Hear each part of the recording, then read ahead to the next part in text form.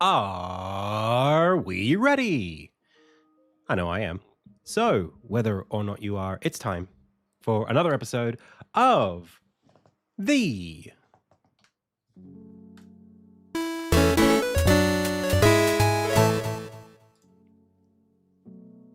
Indie Tales Game Dev live stream. Hey, my name is Adam. You are the Pixel Pals. I've already said the name of the show, so without further ado, it's time to go. Welcome, everyone, to the Friday edition of the stream. Today, we're doing a bit more work on Insignia. I will be incorporating a bit more player feedback. Right now, I've been working on screen resolutions and supporting 16 by 10 and other aspect ratios that aren't 16 by 9. Mostly just black bars, not trying to do crazy things there, but nonetheless, it's what I'm working on. We've got a few other things we can work on today, but I might just leave it up to chance. Because there's a lot, and I might just see what I have the energy for. I want to say a big welcome to everybody who's here in chat. Krautesh, we've got Saravati, Kedarui, Virtue vs. Vice, Eyes is here, Slash is here. We've got Creepy Brow. Welcome. Mr. A2D2, welcome. Hey, yeah, Creepy Brow, it's at least 2 hours long. Am I Arab? It depends on whether you call Lebanese people Arab. It's debatable. Phoenician, we're Phoenician. But yeah. So, there you go. Welcome everybody who's lurking on YouTube. Good to see you. Yeah, I mean, the demo for the game right now, it takes after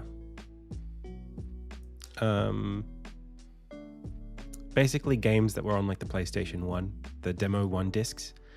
They were like 2 hours long. Like Tombi specifically was like a 2.5 hour demo. So I'm sort of just taking on that. And I wanted to make it like this.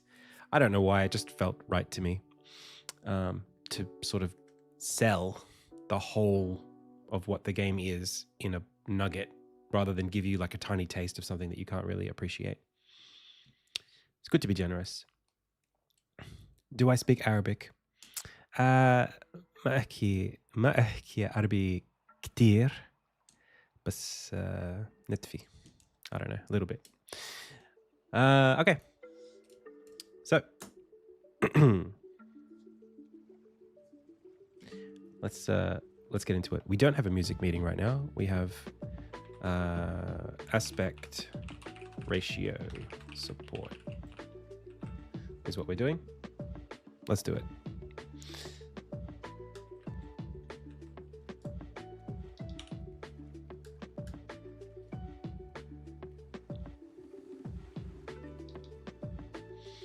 Alrighty. Now, what I was just doing right before we got into this, I have a branch that I created called resolution support. And resolution support is one that I can show you the solution, or like the what I'm trying to do with it at least.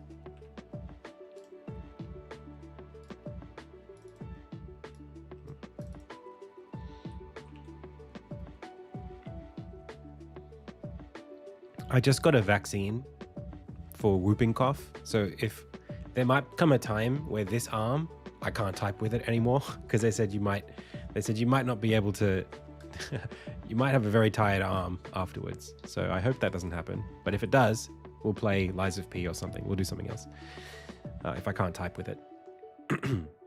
So aspect resolution support. What are we going to do with this? Basically, I do have a solution in the game right now that kind of does the thing that I want. So the game, but then I sort of stumbled into a different problem. And so we might be fixing a couple of things here. One is about pixel perfect camera sizes, and the other is about aspect ratios.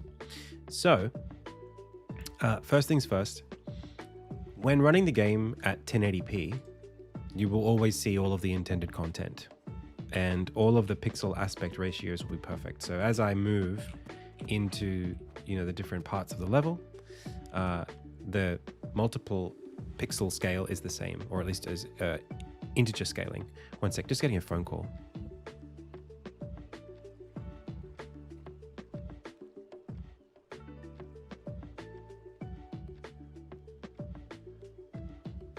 Sorry, pals. My dad calling me. One sec.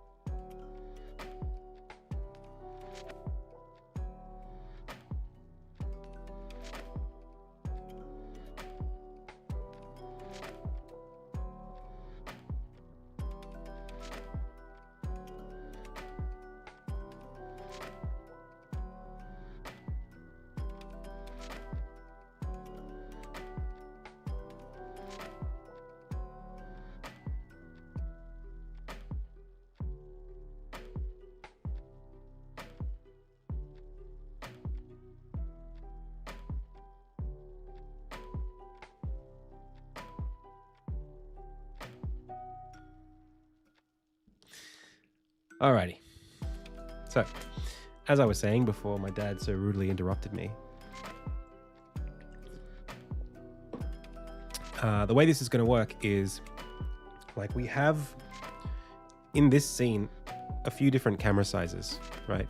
So there's the base one, which is basically this is like 1.8, or actually this might even be 1.35. And then as we go towards Rosie here, now it's 0.9, right? The camera is much smaller, which means more pixels take up the screen. Fewer pixels take up more of the screen. We're filling the screen with fewer pixels, meaning it zooms in. Now, this is 1080p, so this is fine. But what happens if it's 720p? The point here is that we don't want any of the pixels to be inconsistently sized relative to each other. They should all be the same size. But right now, when we go into 720, we get some jittering here. You can see here the pixels aren't the correct sizes.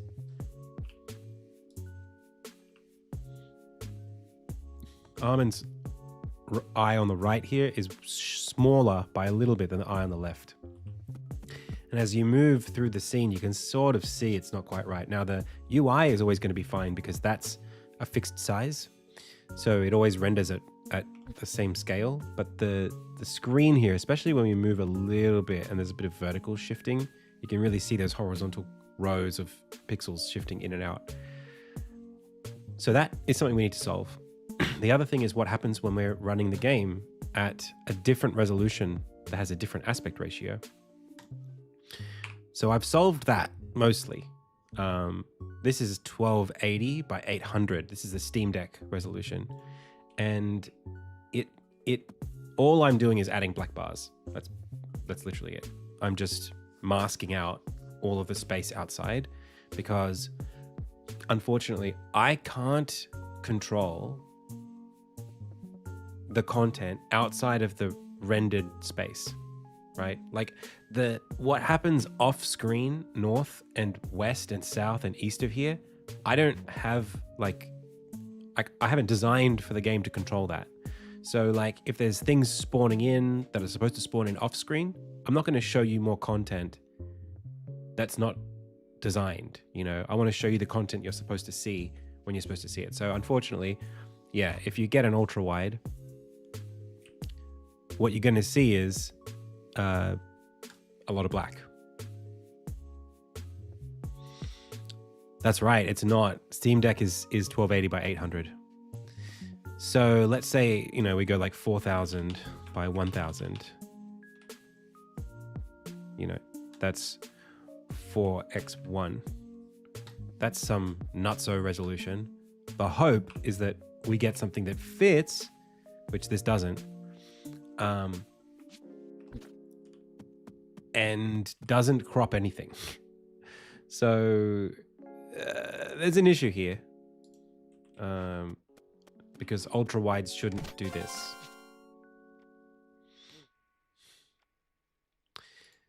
So, I mean, what happens if this is, let's rename this to 1920, 1080. Well, that shouldn't make a difference, right? It's still wrong. I actually had to solve this at one point, and I changed how the game worked, and now it doesn't work. So in this view, I mean, scale-wise, it's kind of okay, but like, that's the 1080. It's so zoomed in. It's a very different game at this scale, isn't it? So we don't want that, which means I have some work to do today. So yeah, first thing is tall resolutions. So like 960 by 960 should give us this. This is what I expect to see at 960 by 960. Yeah, so if you're playing on like a very tall tablet or something, you would expect this. And actually it's very crisp at every size here because 960 is a multiple of 1080p, right? 960 is half of, sorry. 960 is half of 1920.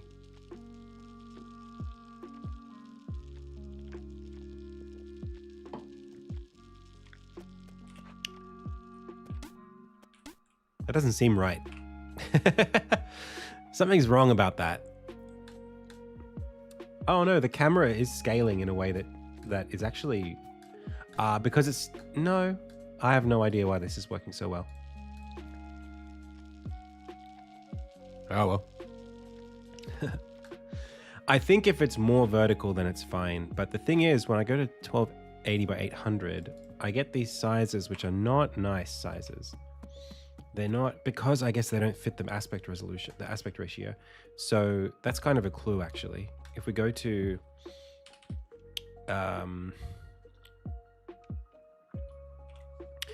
the main camera behavior, this thing here, this base aspect is, I think, the problem, or something in this space here. I'm just going to turn the air on because it's very hot. We're in a heat wave at the moment in Australia.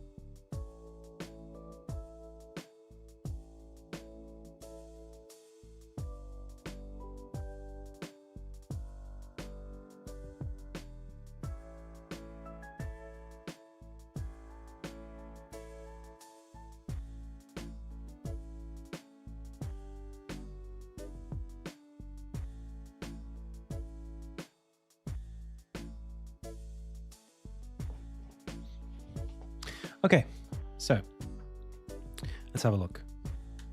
So the way that we want to do this is we pick our resolution, 1280 by 720. We look at our, let's put this at 1x, okay? And then we're just gonna pause it. And I'm gonna change the size of the camera until this looks good. So I think at 1, that's not very nice. 1.6 might be good. No. Well, let's think about it. It's 800. So 8 divided by 2. And actually, what we might need to do is turn off our fancy retro filter because it's giving us some grief. So this is supposed to be something like, well, 2 is an accurate resolution, I think. I'll turn that off and set this to 2.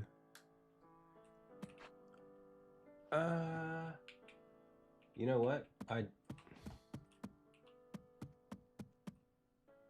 What the hell?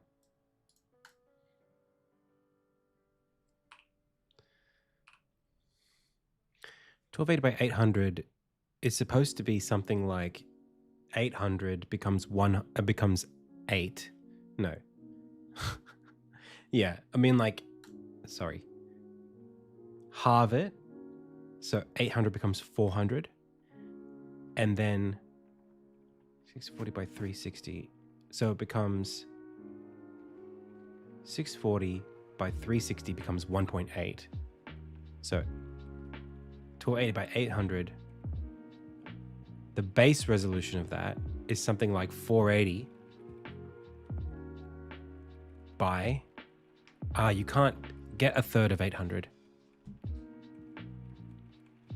Oh, I see. That's why it's not working. Because this is supposed to be a 2/3 size of the base size. Because it's supposed to go from something that feels like 1080 to something that feels like 720 when we're zooming around here. The typical size is something, it's when we are in this 1920 by 1080, it's 1.35, which is as if the resolution was 480 by 270, and 270 relative to 360 is 2/3. So if the base resolution of the game is 2.0 when we're running around, so let's just say I put this here and then I turn this off and I call this 2. I think that, yeah, but that doesn't even look right. It's 800, right? Oh, this is 1080p, that's why. There, that. I mean, even that doesn't really look right to me. Is it just the camera's position?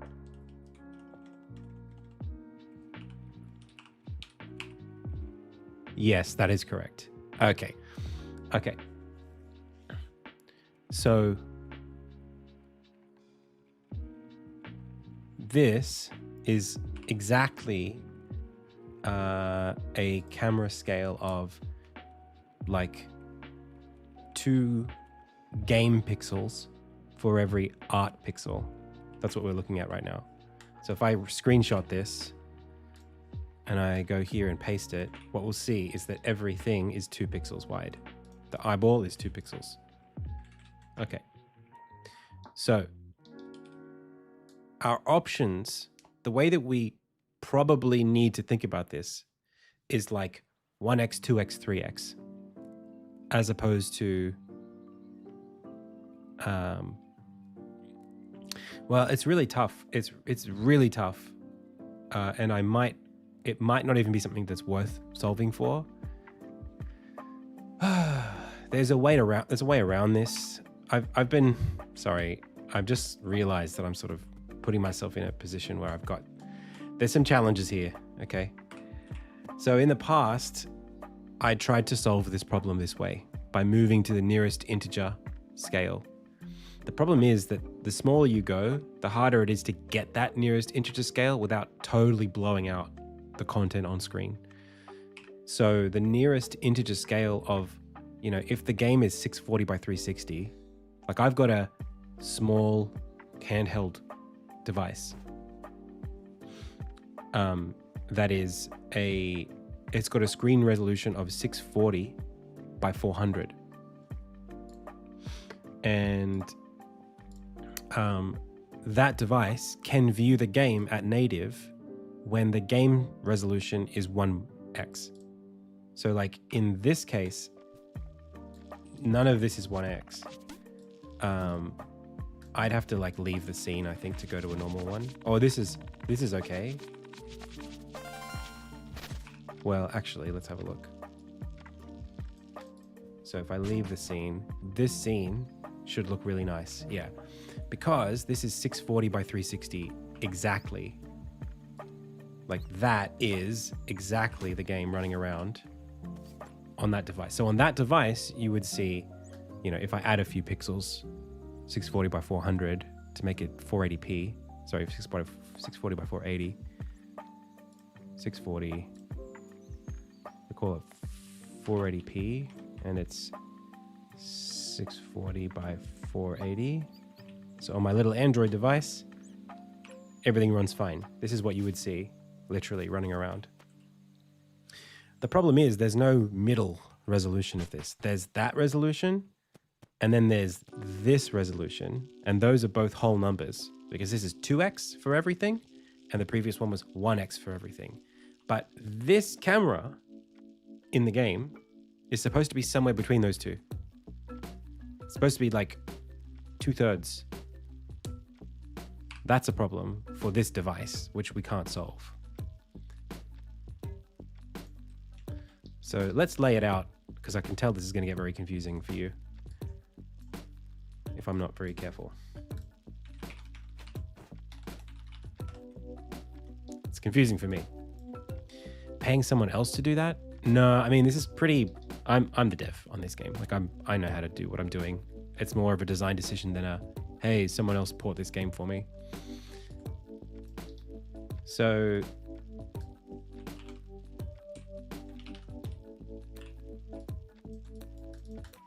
there's 1920 by 1080, and right now that results in a size of 1.8. This is an ortho size.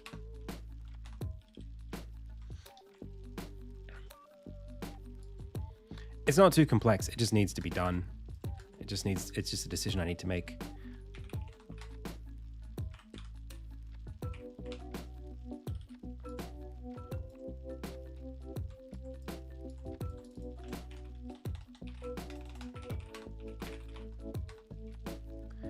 Okay. Do I ever surprise myself how good I am at coding? I'm good at some things, I'm terrible at other things. Sometimes I do surprise myself, but sometimes I surprise myself the other way.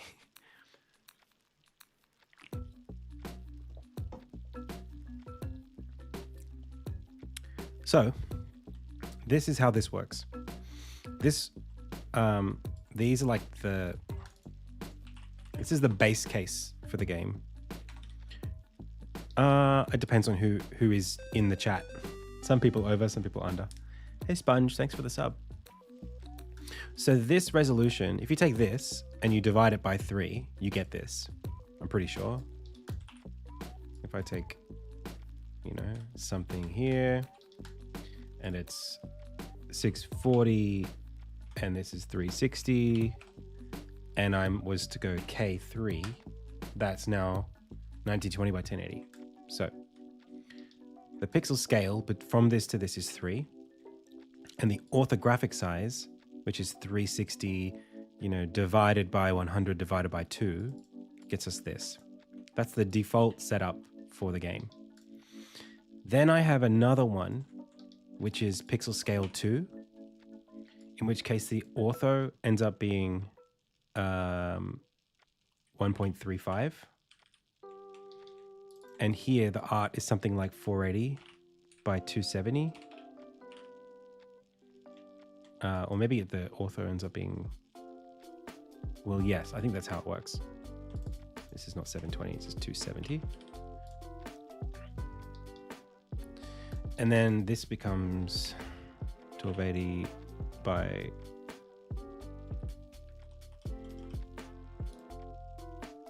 So if I like times 0. Times 2 on 3.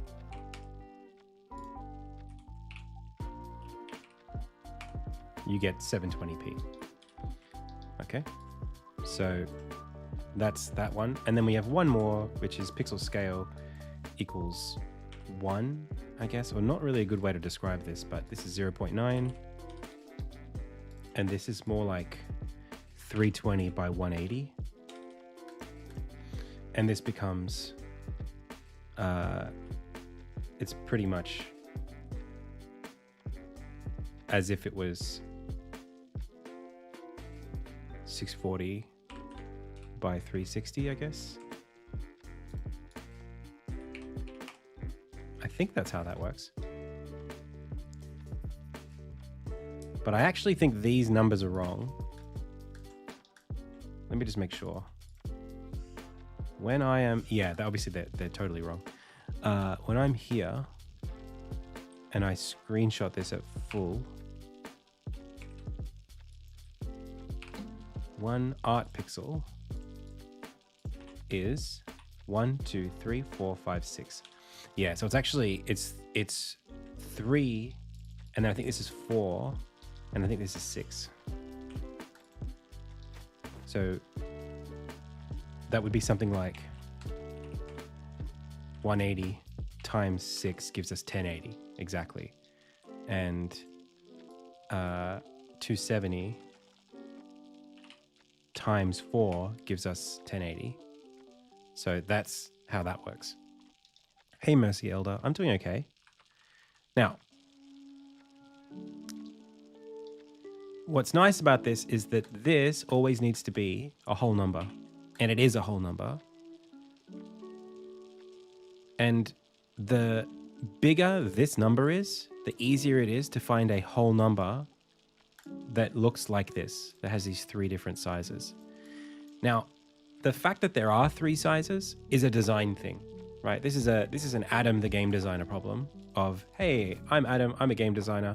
I want to have a camera that looks like this, and a camera that looks like this, and a camera that looks like this. I want to be able to go outside and zoom out, right? So I can see even more. And then I actually have a camera that's even more zoomed out than this. And that one is, it's pixel scale 2 with an ortho size of 2.7.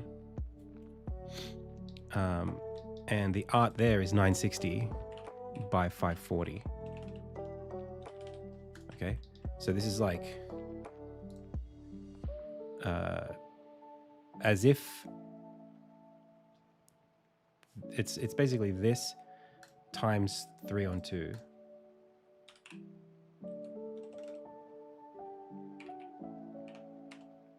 Right, which is that. So these are the things that the game can, these are the aspects or the sizes that the camera can be in the game. Okay. For 1080p. I have done a ton of pixel art to know all this. Yeah, I got a video about it on my YouTube channel if you're interested. Now, my problem is, you kind of can't do this with screens that are smaller than 1080p. With screens that are smaller than 1080p, what you get is something like this.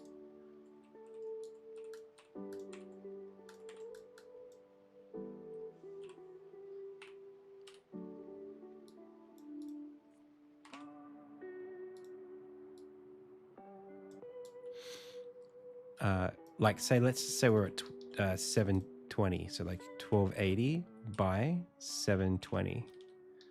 Well, at 1280 by 720 with an art of 360, that's okay. That's just 2x, right? This goes up by 2 to get to that. With an ortho size of 1.8, same ortho size. Okay, you don't have to change anything. So the on-screen contents are the same when we are outside, when we do it this way. So 1280, 1080p, same thing. The amount of pixels you can see doesn't change. It's all the same. The smoothness as you run might be a little bit smoother on 1080p because for every art pixel, you've got 3 pixels instead of 2, but on screen, the appearance is almost identical. You really wouldn't be able to tell the difference. So that's why I chose this aspect ratio, the art resolution, to match both 1080 and 720.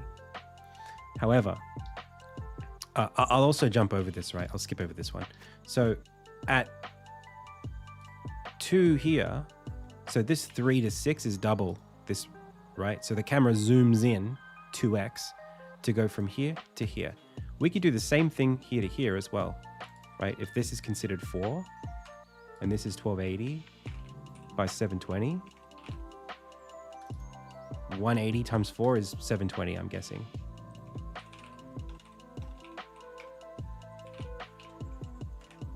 Exactly.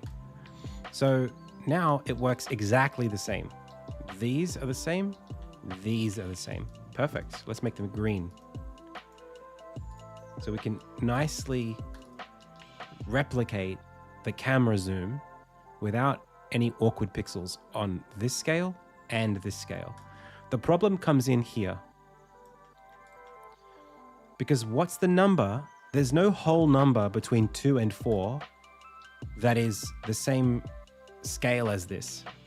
Like 3, 4, and 6, this has gone up by 1.5, and then this went up by 1.5.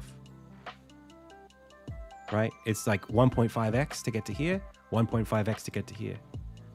But there's no 1.5x to get to here. Well, there is, but that gives us 3. But you can't 1.5x 3 to get to 4. That ends up being 4.5. So instead, what ends up happening is this zoom, well, it's actually, this is not 1.5x, is it? This would be 4.5. So it's actually like 1.3x to get to here, and then 1.5x to get to here. So there's no 1.3x that's to get from here to here. This is 1.5. It's a bigger jump, which basically means that this on screen will not be 480 by 270. It'll be, what's the nearest thing we can do? So 720 divided by 3 is what?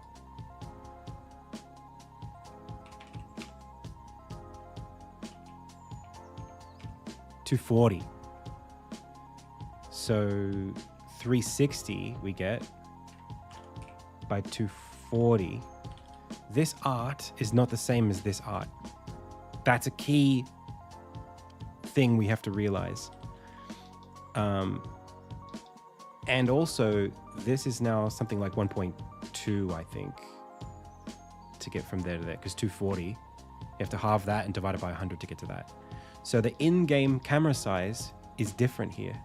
This is actually a camera that looks like this. It's not the same as this.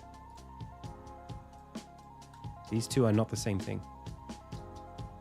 Meaning, if I wanted, what I'm really trying to say is, if I wanted to, in the house scene, have there be this kind of like interior zoom, this is the incorrect value for 1280 by 720. I can't just keep the camera ortho size the same. Now, yeah, there are solutions to this, like Tessellator's shader, I think is pretty good for this kind of stuff.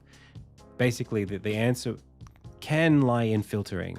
You can say, hey, what if we just, what if we just tried to negotiate? So like right here, what if we just took these pixels and said, hey, this isn't quite right. This is supposed to be somewhere between the two. So, maybe we can kind of filter this. Maybe we can go like halfway, something like that. There are things you can do, but I'm not I mean, another alternative is to do like trilinear filtering. So you basically do that by upscaling to 1080p and then shrinking the 1080p version down. That will give you something that has a fuzziness to it that is kind of like this, right? It's kind of like anti-aliasing the crappy pixels. There is another solution though, which is you could try to find the actual aspect ratio that you're looking for here, and the camera size by extension. So instead of 1.35, we could say, well, this is 1.25 or 1.20, right? And now, hey, it's perfect again. It's perfect again, but what's happened? We can't see the exact same stuff here, right? The camera's not exactly where it was before. The camera's looking a little bit closer. So if we were to do a cutscene and we had a character standing near the edge, they might get cropped off with this solution, because we had to pull the camera in from here to there to make that work, to make the whole number rounding be perfect.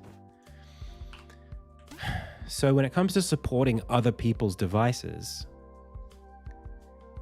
the concern really just comes down to, what am I prepared to sacrifice and support?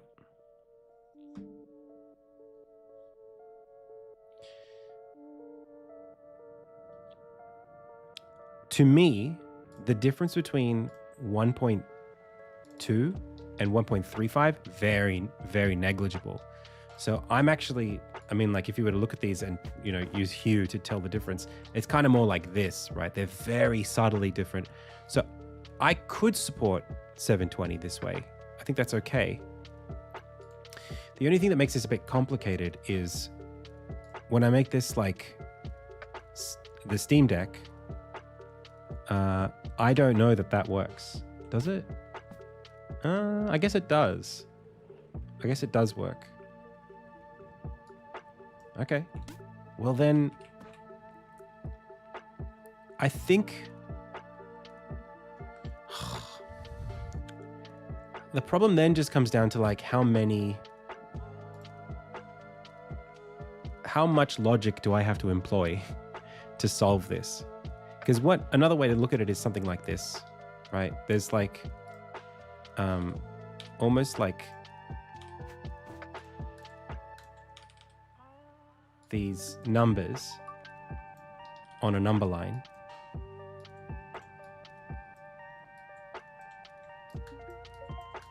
Where we're talking about like the for 1080p, it's like, okay, we want to support 0.9,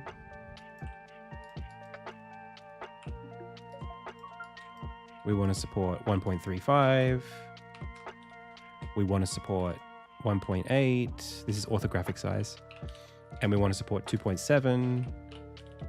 That's what these numbers are in the opposite. If this is 0 over here.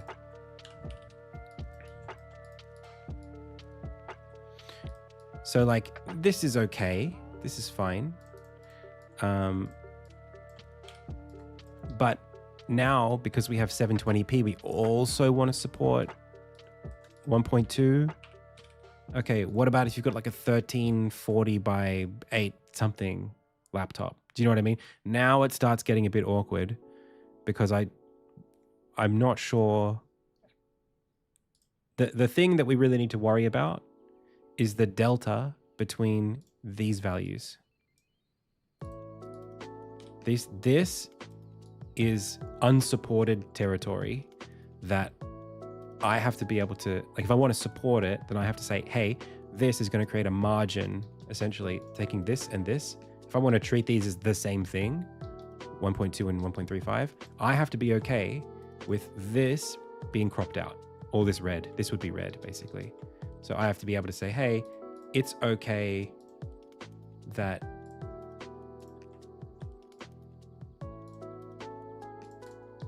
you don't see this stuff.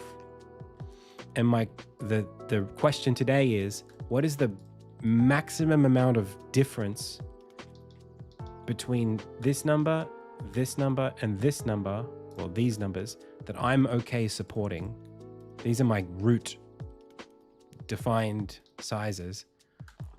Like the game direction. If you're like Quentin Tarantino or Martin Scorsese, and you've got your close up, you've got your ultra wide shot, you've got your mid shot. These are mine in this game. These are my like golden numbers. So, okay, if you have a 720p device, then your mid shot is going to be a little bit tighter in than the intended mid shot, but it's not that bad, right? 1.2 is not that far from it. I guess my concern today is how much of an aberration are some of these devices in the worst case. Like what happens if you have a device that is this thing, WXGA 1366 by 768. Like I don't even know. I'd have to run the numbers on this to find out how far off we had to go.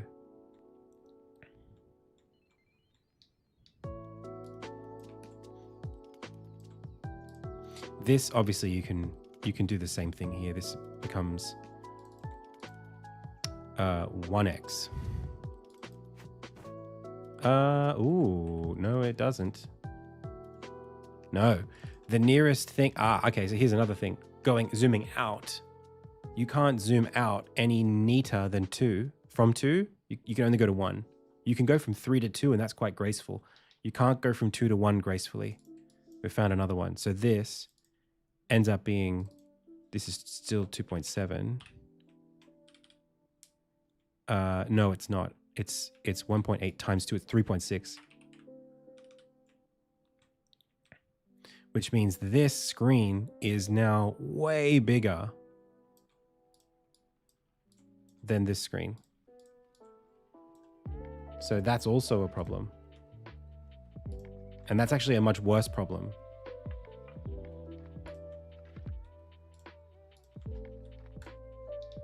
So yeah, this becomes this orange.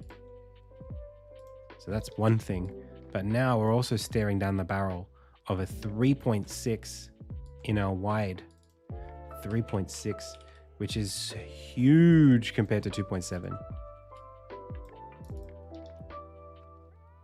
Right? What I mean here is if we need to pull out in 720p, what we're looking at is something that looks like this.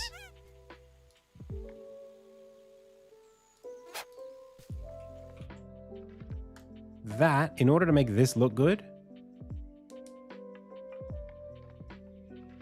then I have to make this 3.6.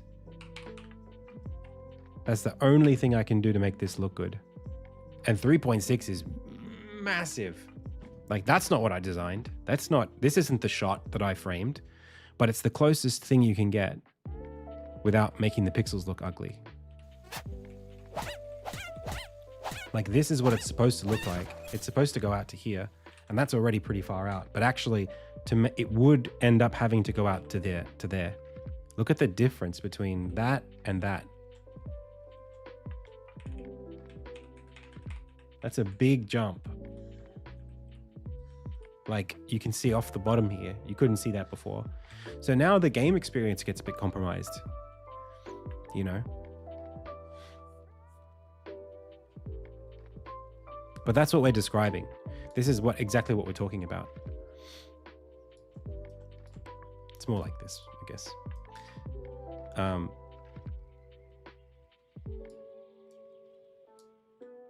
So the point is, there's no nice way to make this experience, even if it is 16 by 9. There's no way to make the experience right for everybody. That's the problem.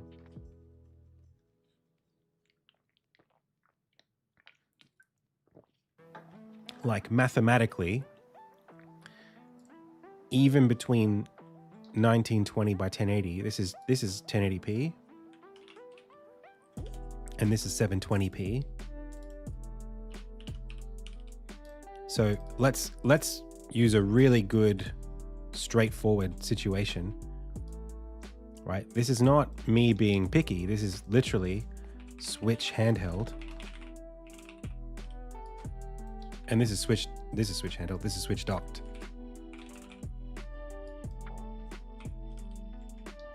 On the one device, the game would play differently and look differently depending on if you had it docked or handheld, if I was trying to go for pixel perfection.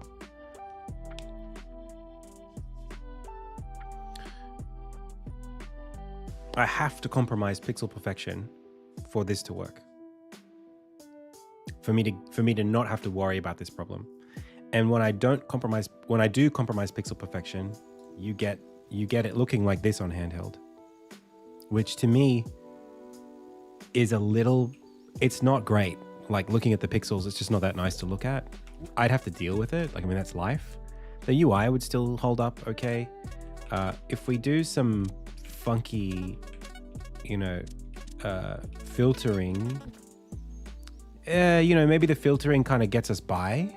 Maybe that's, I'm kind of okay with this, but this is very expensive. This is the trilinear filtering plus a little bit of CRT blur. So it's blurry, definitely, but it looks blurry in a way that's like none of the pixels are getting drawn in properly. Like none of the sizes of the pixels appears to be bad, but this performance-wise is actually much worse. So I don't know that the Nintendo Switch handheld, I would have to check to see if Switch handheld could handle a trilinear filtered render texture every frame like this. It's pretty expensive, and I've seen some people's devices, like even on the browser, when I zoom like this, that's when it gets really awkward.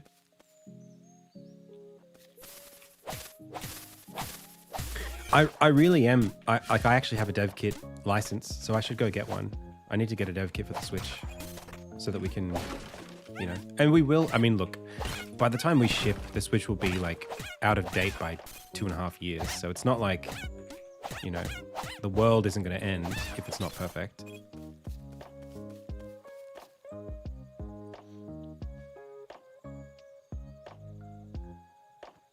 How do older pixel art games solve this?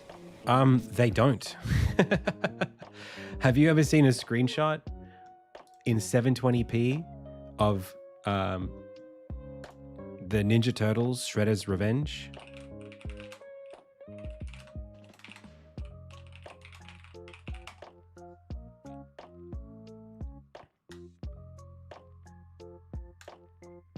It's not great.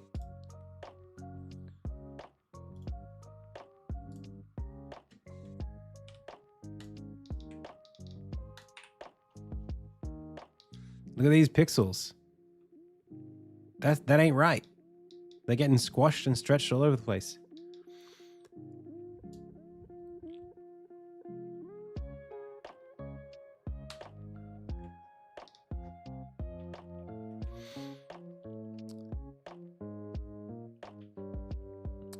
Yeah, there might be some shader magic I can do, and that might be something I can give someone else the job of doing.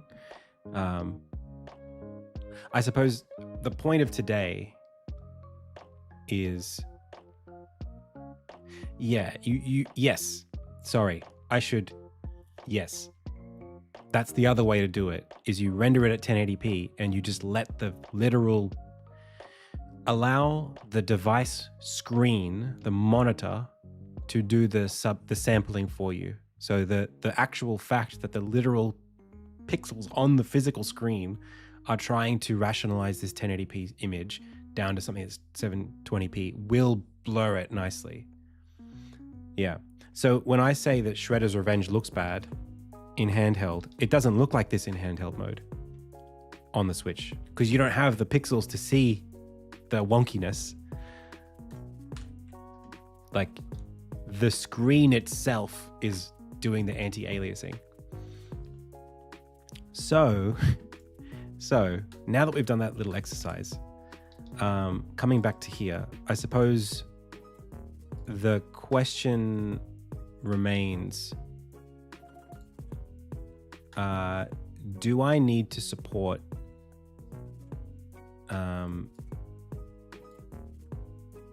I guess the answer is no.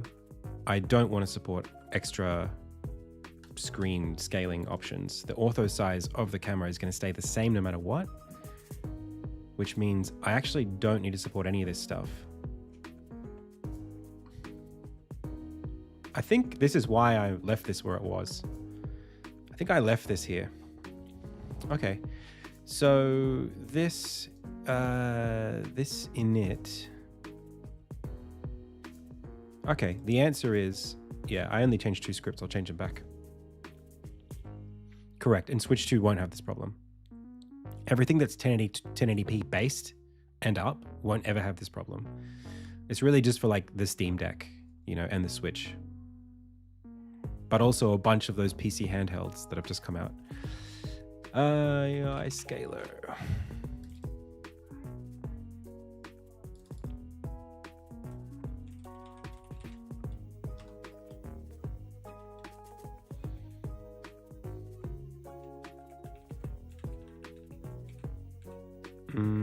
I think it's, what is this? Let me check what this used to be.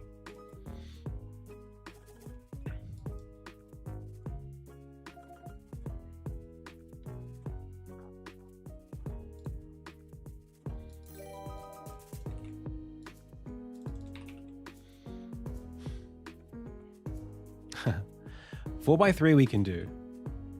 We can still do that.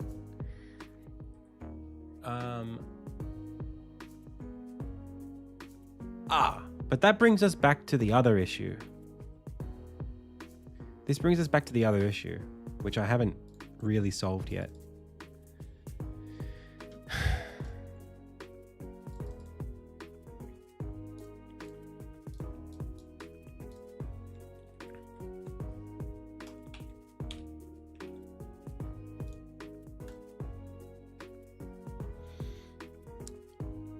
So there is one more layer to this, which is, okay, fine. You got your 1080p render texture no matter what. Okay, you're in 1080p, very good. Whole game, it's 1080p, hooray. There's one other thing that needs to happen, which is what happens when I do have an aspect resolution, an aspect ratio and a resolution that's not compatible. Like, what if it's 1920 by 1920?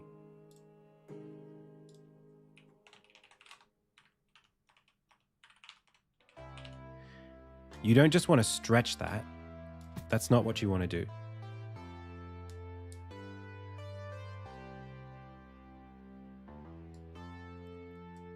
And you do need to change the orthographic size, unless the only other thing you can do, which I'm not against doing, but I have to figure it out. You render the game instead of rendering it to the game camera, to the screen. Sorry, instead of rendering the game camera to the screen, you render it to a render texture and you place that render texture in the center of the screen. Like, you just fit a 1080p render texture in the middle of the screen and size to fit, and that's it.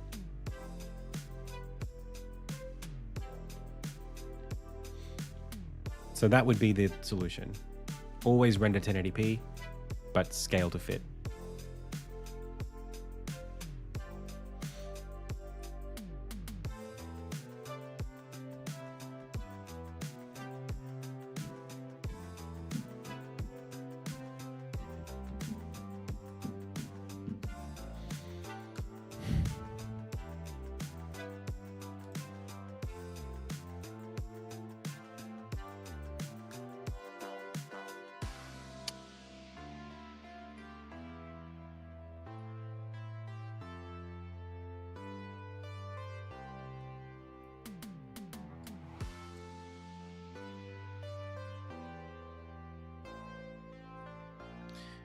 So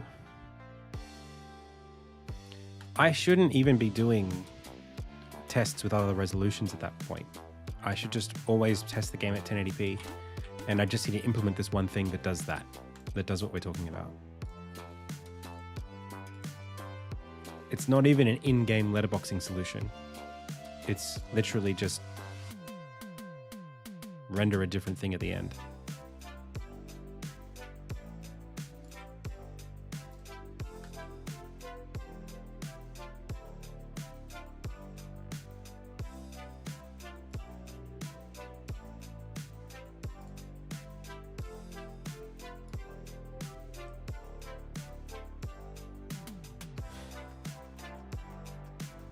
Yeah. Okay. Well, that's very clear. And it means I don't have to think very hard about what to do next. It also means standardized everything. So that's nice to think about.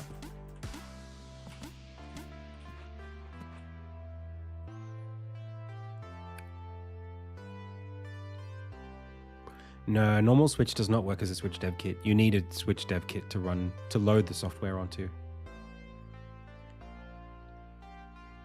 Yeah. Okay. Well, all right. In that case, and that's what's happening here, right? This is 1080p being scaled, and it looks, how it looks. That's literally what's happening in the editor when I scale the window like this.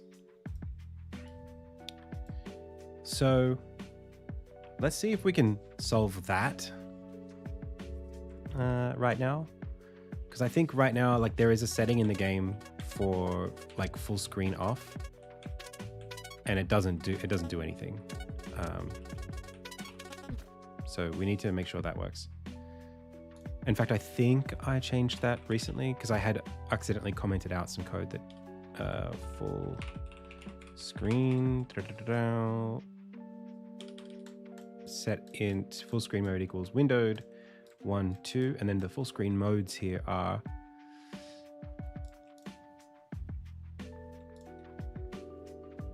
exclusive full screen window, and maximize window.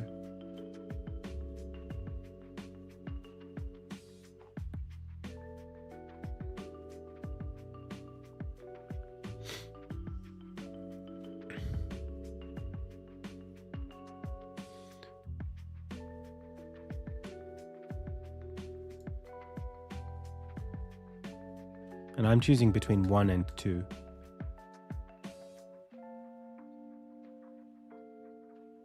But I think actually it should be 1 and... Oh, this is... No. I'm using this and this, which doesn't seem right. It should be 0, 1, 2, 3. It should be between 2 and 3, right? Or 3 and 2.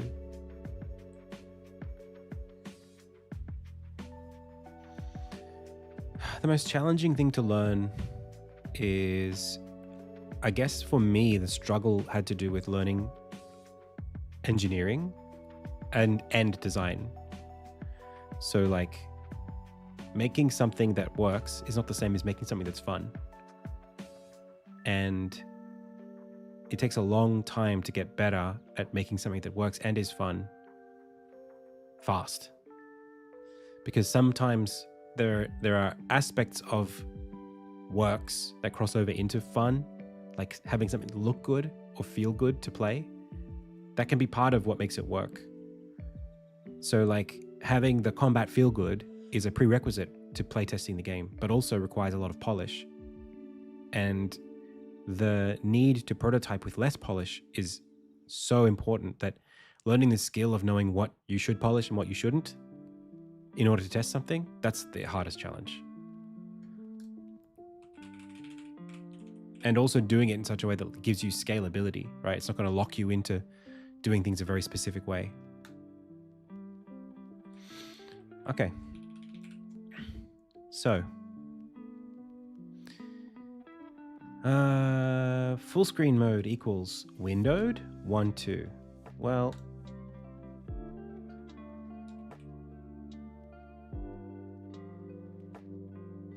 oh, this is just setting an int. Right. Okay. And then here is, do we have get int.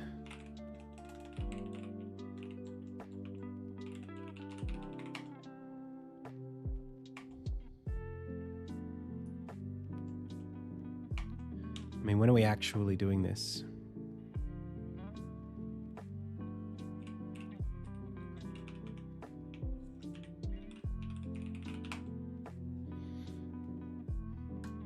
It's here. Okay. It's here. Okay, I see. Get windowed. If it's 1, windowed. If it's 2, exclusive full screen.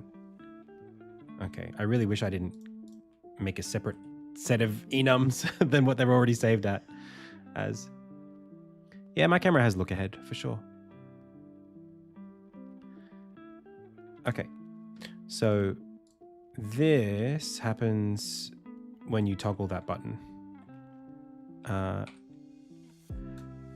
Okay. What else?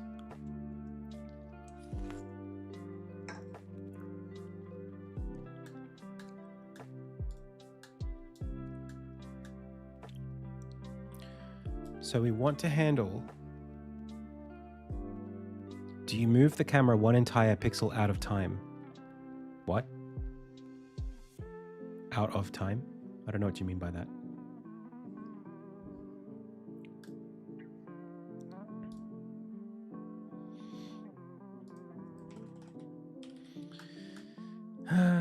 This stuff, I don't think I want to do integer scaling. I don't think that's important. There was a couple other things. I wanted to also make a setting for the CRT display that was for... I need more than 4 sliders here. I need a few more. I want one for like retro filter could have its own page of sliders. For like the saturation, for the vignette, the aberration, the scan line. But specifically, it's turning the scan line off is something that I think people will want.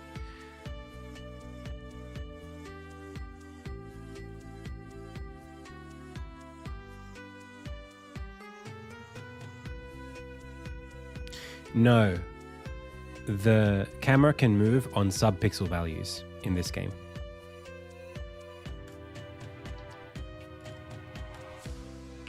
If you want the game to feel smooth, you need to be able to move it less than 1 art pixel at a time. So that's look ahead. You can see the camera's moving faster than the player here. But it needs to do that smoothly, because otherwise everything here is going to jitter. Everything's going to jitter on screen if it moves only a whole number of pixel at a time. Like, you have these extra pixels on your monitor compared to the art, you want to use them.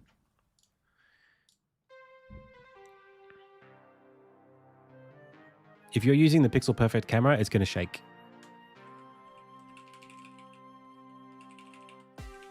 I don't use that.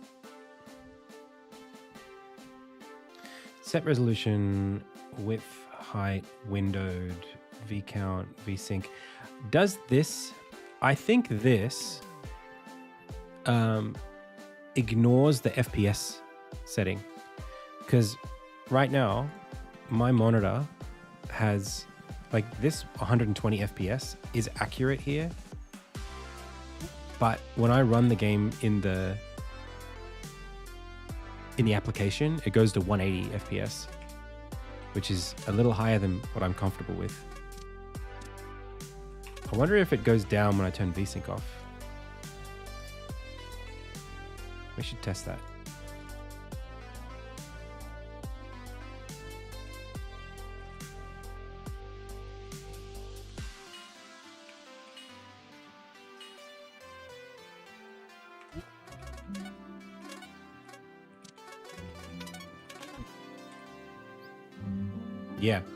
Yeah. That's right. So the VSync means the screen's refresh rate is going to control the game refresh rate. This is VSync off, and it's at 120 FPS. And with VSync off, it's actually possible to use my my cheat.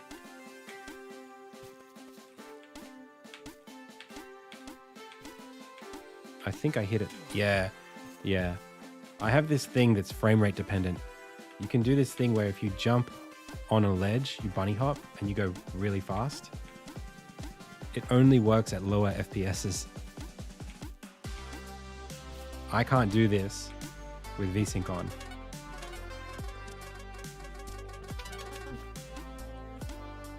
Right? Frame rate's 180 now. I can do it, but not as well. Just. Oh, there we go. No, I got it.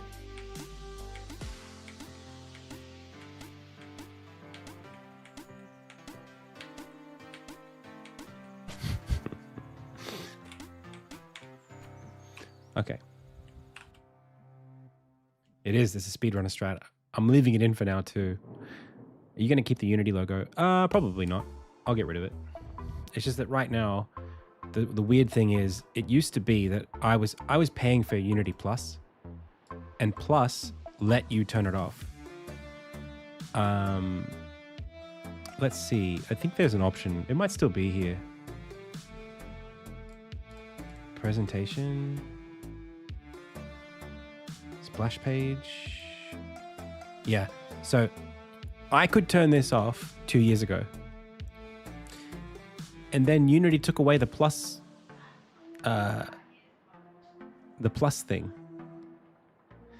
So there's the tier that I was paying for doesn't exist anymore in Unity. And if we switch to Unity 6, I think you can turn it off anyway. But in Unity 2022, unless you have a tier that doesn't exist anymore, I have to turn it off. So until we migrate over to Unity 6, we're going to keep it. Which I'm not against doing that. I think we can migrate. I don't think it'll break too much, but it might break some of our shaders. Yeah, I think on Unity 6 it's free. I think so. All right. So what are we trying to solve here? We do have windowed mode working. We don't have other aspect resolutions supported. So what I need to worry about is going to 1280 by 800, and then it's the cropping that's bad. That's pretty much it. So this needs to change. And for this to change, I might actually start this on a new branch anyway. Let's just commit this. Adds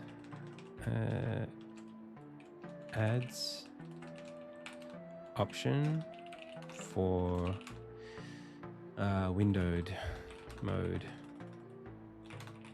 fixes. Option for windowed mode. Also, I think we got some sound design fixes. Let's pull those in. Thank you, Elias.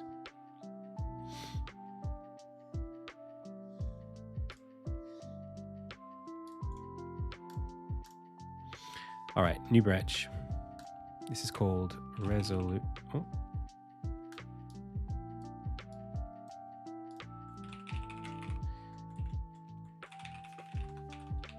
Resolution support.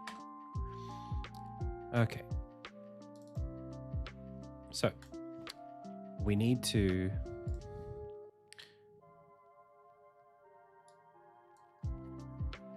draw instead of the camera. And I hate doing this.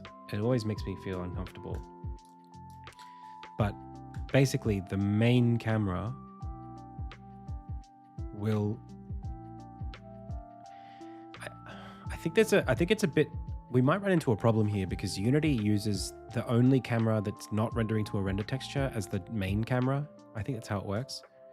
But we need to make even the main camera, I guess if it's tagged as main camera, it should be okay. So the output texture, we need one here. So like render texture.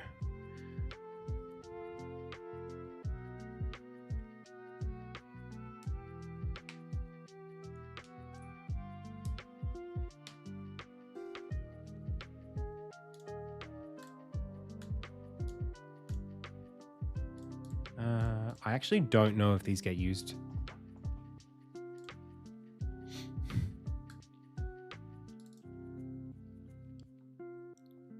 How could I tell?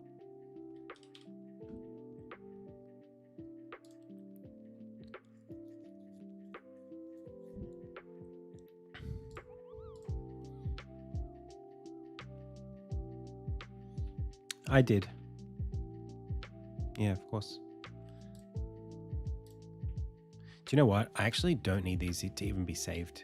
If I'm not running them through a shader, it's not really relevant.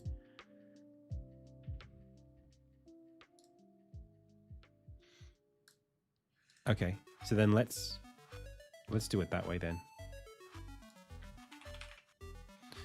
How many cameras we got here? That's not a real camera. It's got to be type of camera. So world graph camera is 1. And that sends to a render texture, that's fine. And then just camera. Okay.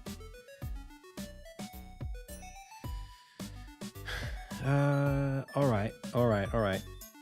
So then on our main insignia camera, and probably also something else, I guess we have this render camera control. Could do it through here. So send to blit to screen.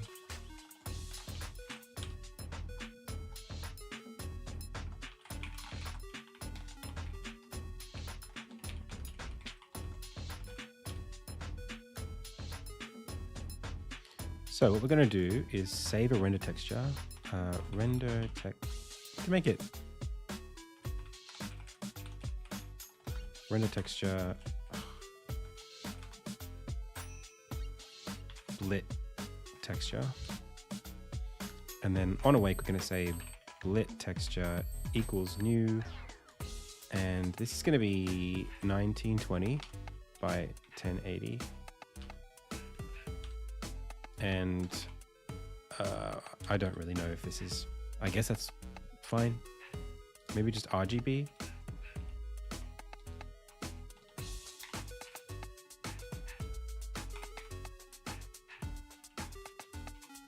What do we got here?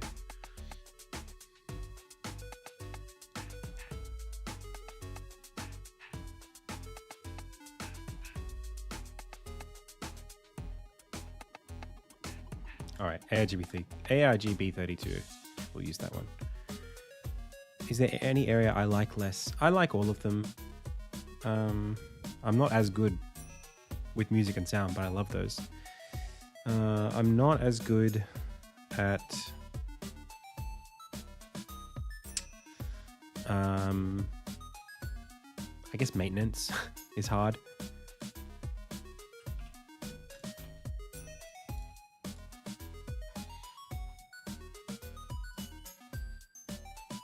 So this should happen on late update. Always late update, never during update loop, because late update means it happens at the end of everything.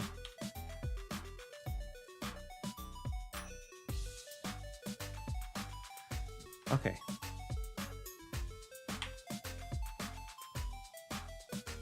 So what are we blitting here? We're blitting blit texture with, I guess we don't need to do that. How does that work?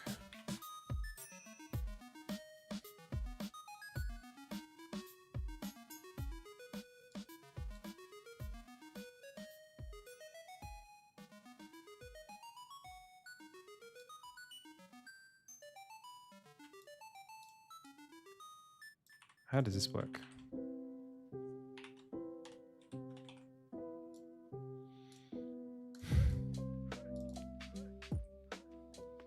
Source is the game render texture. Destination is the screen.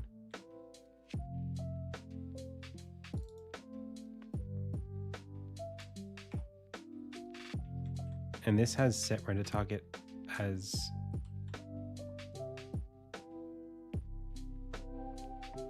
what's the base version of this?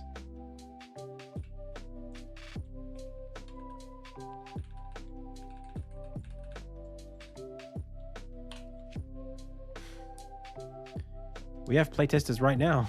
We literally, that's what I'm doing today. I'm responding to playtesting feedback.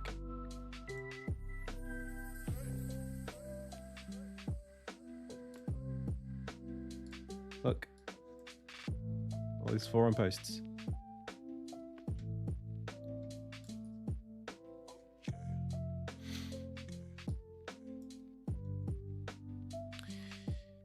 So, where were we? How does this determine destination?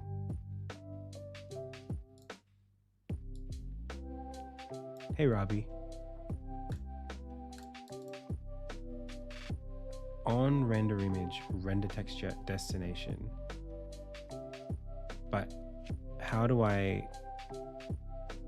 does this get drawn to the screen?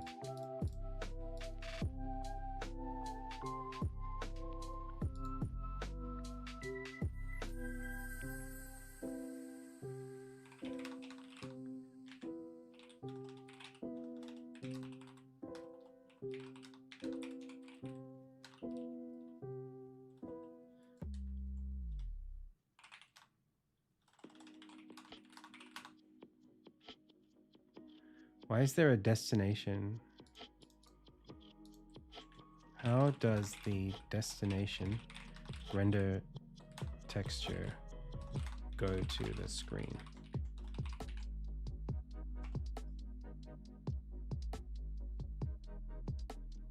The playlist, it's from GameChops.com. You just go there, and then it's like their study track, or like it's a collection of albums, is what I've got that I downloaded.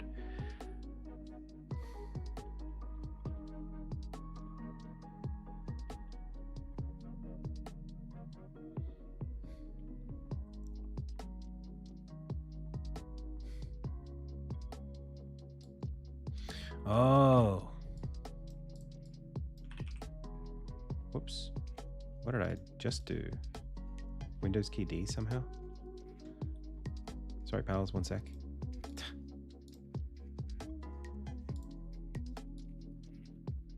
Anyone messaging me? Probably Elias. Yep.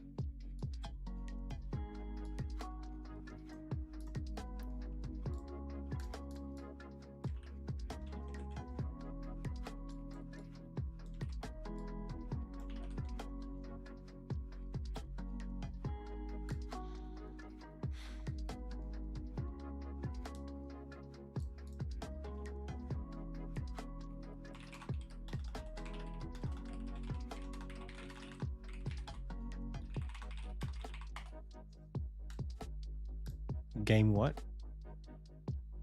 This game?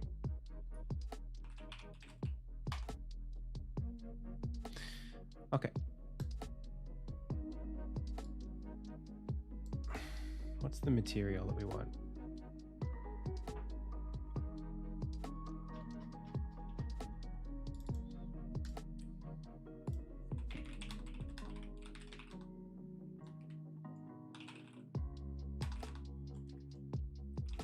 Oh.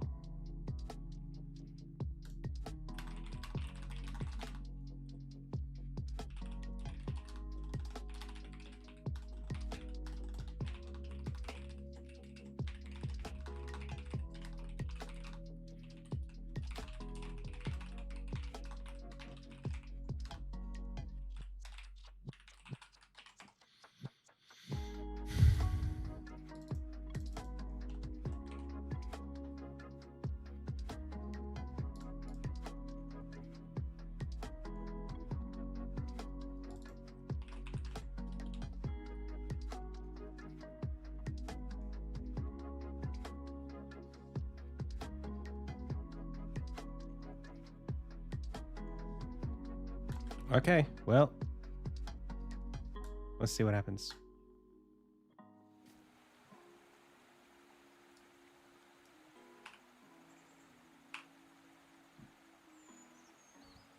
I have no idea. I have no idea if it's happening or not. We need to set the output texture of the camera to the render texture. That's the first thing we need to do.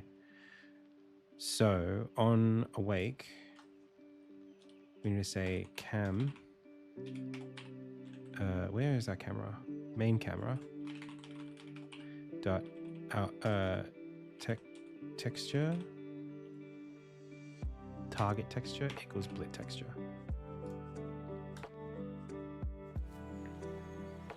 So we can see that right here. You can't see it because I'm in the way. Right here. Not quite.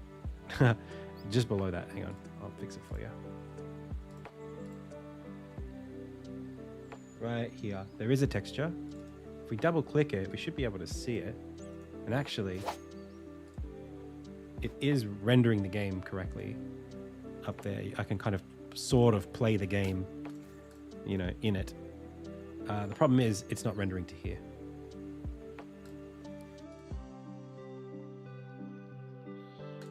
So what now needs to happen for this to show up correctly in the game view? The render texture is updating with the correct information, but I'm not seeing anything in this scene in the game view because no cameras are rendering to it.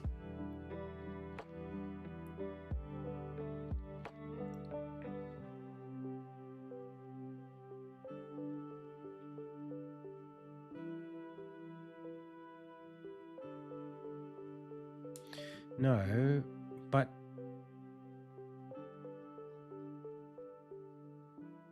what?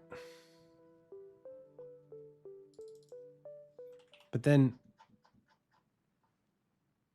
so then how is the graphics? So then what's the relationship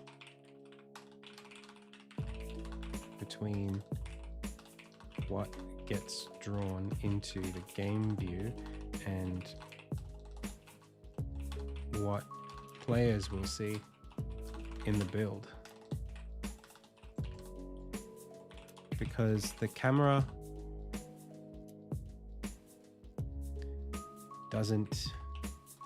will be rendering its view, not the scaled view we create here in on render image.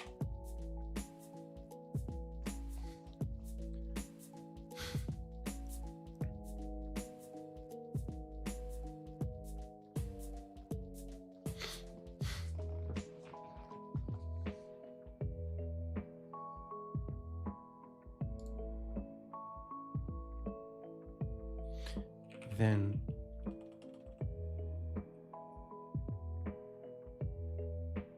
but that's what I was trying to do.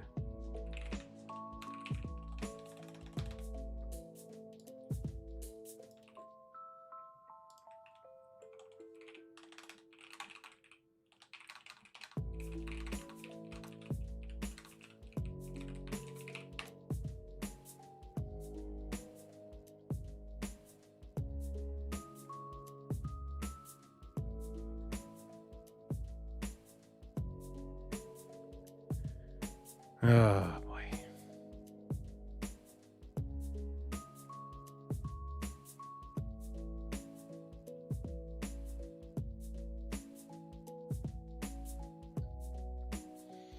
All right, let's have a look.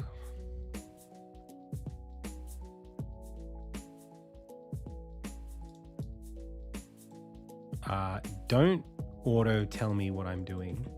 Don't make it go to point filtering, you lout. You buffoon. Yeah, but that's what I was doing, so we'll see what happens.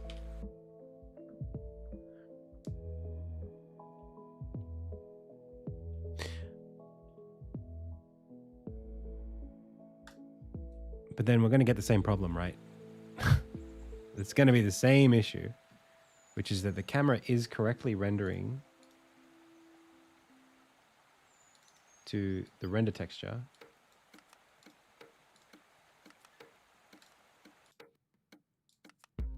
but the game output, display one, no camera is rendering. Okay, but now we're back to display one. No cameras rendering in the game view.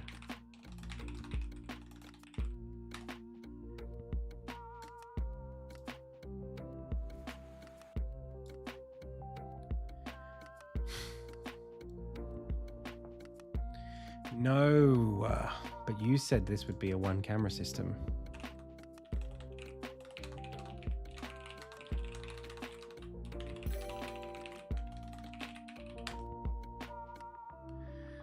Ugh. I was confusing you.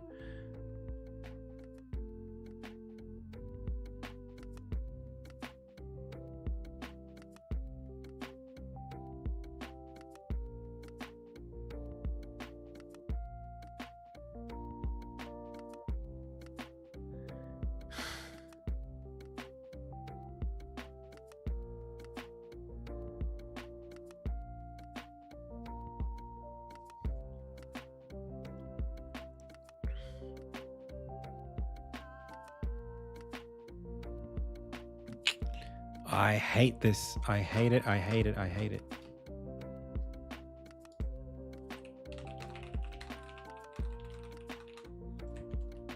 This is the, I think it's probably just like the render pipeline. Oh, have I got a busted pixel on my computer? No. Very annoying problem right now. Very annoying. Because what it means is, in order for this to work, we need to basically run a camera that's running the game the way, the resolution we want. And then that spits out a texture that's like a checkerboard, you know, like the picture of what it sees. And then we take that texture and we put it in front of this camera so that it can see it stretched down. And then we say, there you go, run that. But this camera has its whole, you know, draw call stack. And this camera also does. So now you're running twice the amount of like visual stuff to draw to the screen. And if you're not, you're still like instantiating the camera every frame. Like there's a amount of processing that has to happen either side of the rendering to allow the camera to be rendered to. And I've always wanted this to stay at just one camera. That was like my whole thing. And unfortunately, like right now we're at 3. So there's probably a way around this that I think Elzac could solve, but that I personally can't solve without a second camera, which is the accepted solution across the internet because ChatGPT is suggesting it. I don't like it though. I hate it. It's not very performant, and it is a performance hog. Like it will slow the game down by a non-trivial amount of frames per second to do it this way. So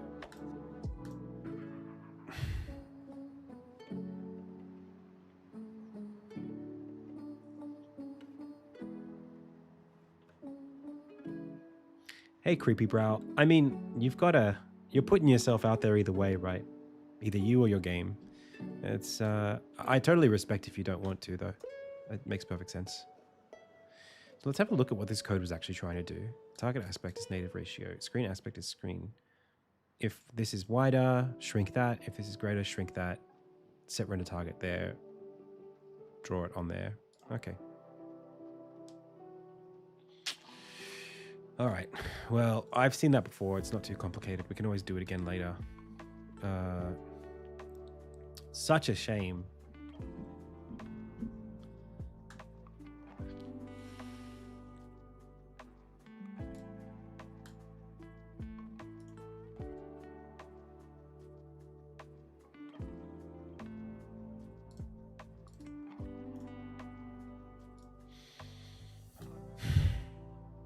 All right. So we haven't solved anything this whole stream. An hour and a half of like just figuring out what we think we should do.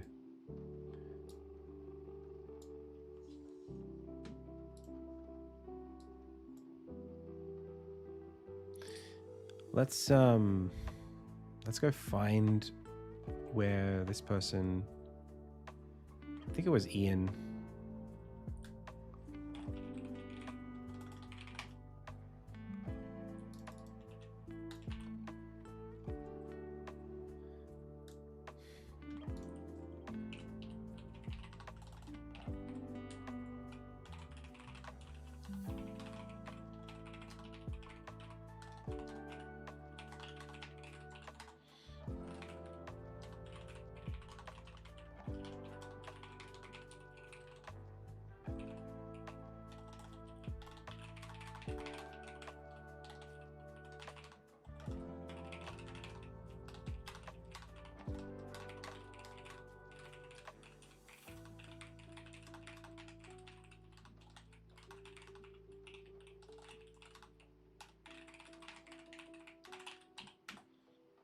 Okay. The whole game was made by me, story and all, until July 2024, when I successfully pitched for some grant funding, and I brought a team in out of people that I knew or were part of this community that I pay now as my contractors to help me produce the music, the sounds, and some design as well. But in terms of like everything you've been seeing today, yeah, that's all me. Like, I drew all of this, I designed it, I animated it, I did the code. Yeah, this is what you're looking at now on screen is solo. Yeah, we got 130K in funding in 2024, and I have put another 110 into it since then. All right, so CRT filter. Let's turn that off. I'm tired of it being there by default. So maybe just, it's a shader that does that, isn't it? Which is part of the post-processing. Render pipeline, 2D renderer data, CRT material, which is this. And then I can just set the scan line black to nothing. So now that's just what it would look like without it. Honestly, I think at that point then the blur needs to go away.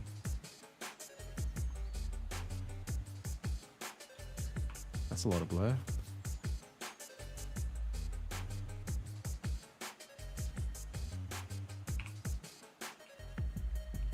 And then, like, what's the difference between this and normal?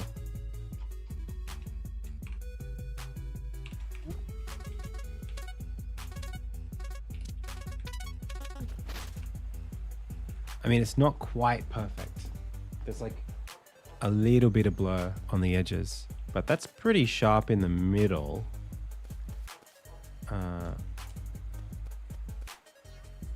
Honestly, I kind of like,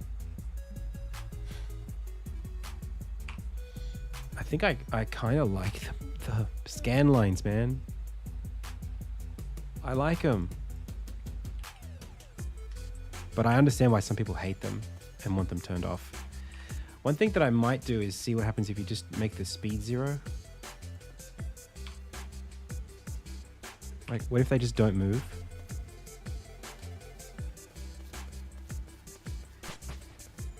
The only issue I have with them when they don't move is when you zoom in.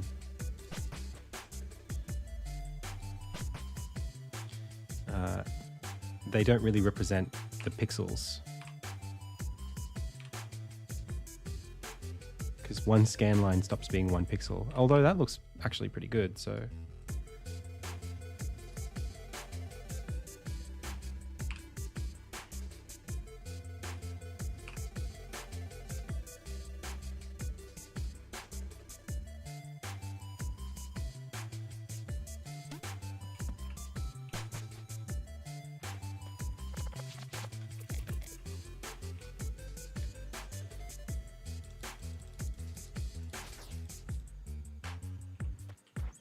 I think they need to be world bound.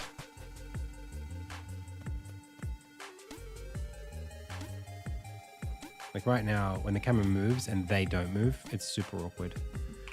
So I guess what I could do is go to world space and offset them by that. Or camera position.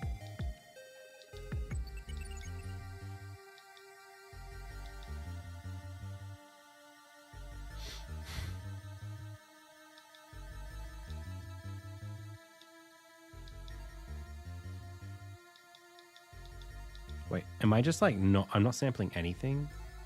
How do I know where they get drawn onto the screen?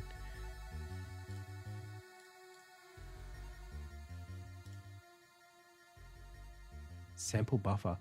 I don't know what I have this for. URP sample buffer, Blitz source.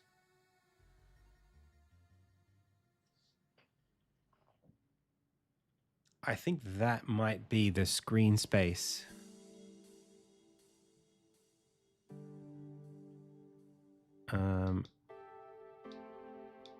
Going into here.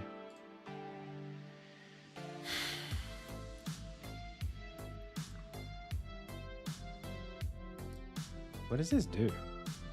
What is this? How did I know to use this?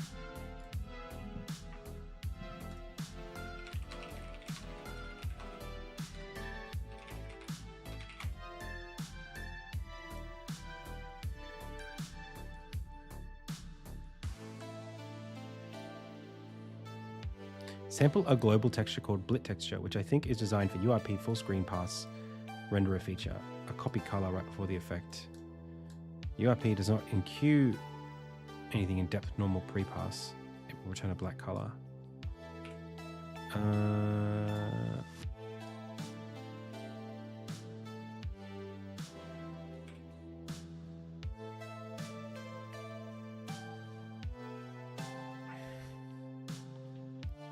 I think what it's doing is just taking the whole screen. That's my guess.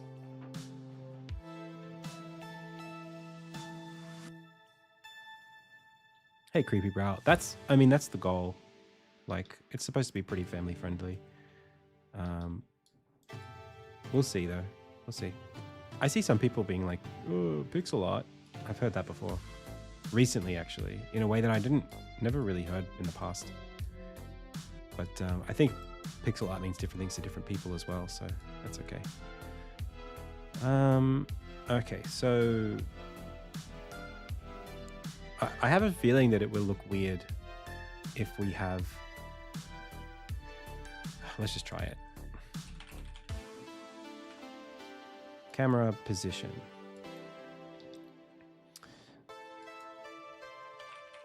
Split and take the G, which is the Y, and then we add this to both this.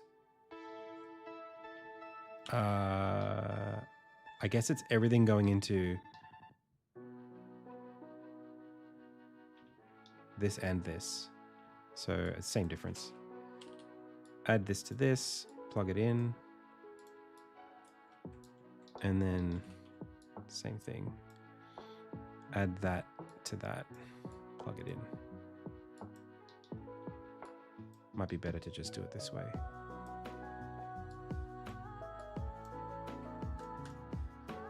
So hopefully what happens as we do this is the scan lines follow us. Oh, that looks atrocious.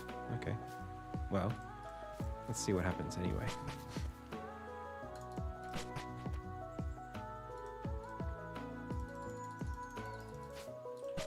I'm looking for motion as I go up and down.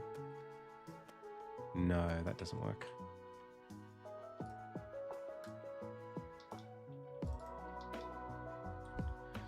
I guess these all would need to be offset, like all of them.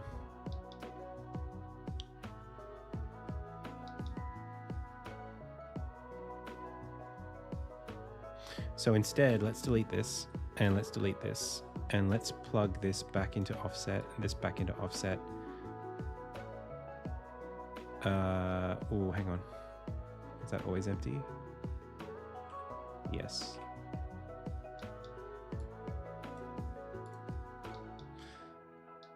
And then this is doing tiling and offset as well. Actually, hang on a second. It's over here. We need it. It's the UV of the tiling and offset on this thing. This multiply. Yeah. We add or even subtract. No, I think we add. So split this. Take the G, add it to this. I think that's what we wanted to do there. Splitting the G. Let's try that. Uh-huh.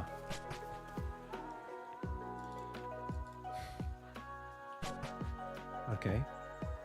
And then when we shift the camera up,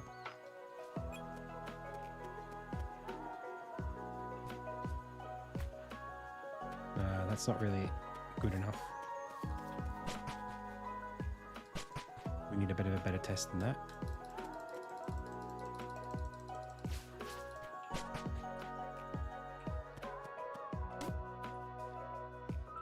I think I was right. I think it is subtract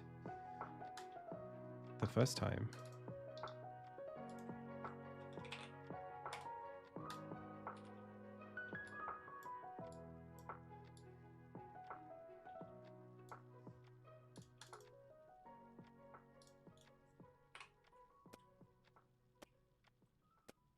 No, it's moving too much now.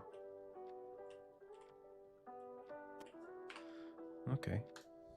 Well, I can't do anything about this. It maybe needs to be multiplied by the camera scale or something like that. It's a bit complicated, I think.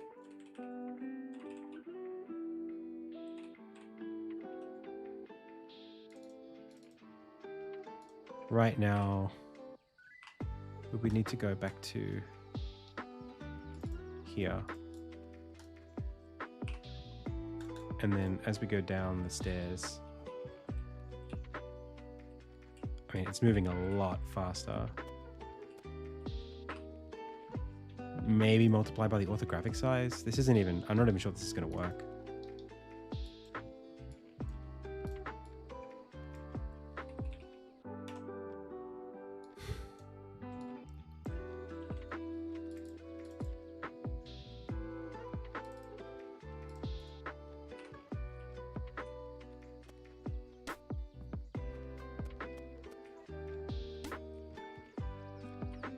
When we go, no, it's almost right. It's almost right.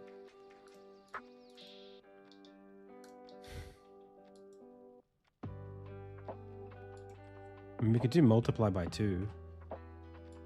It's probably one of these numbers.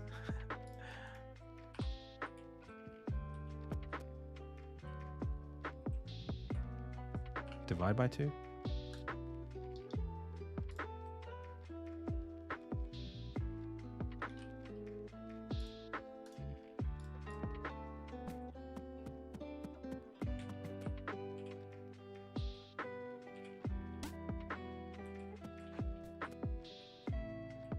Oh, yeah? Yeah. That's it. It's locked.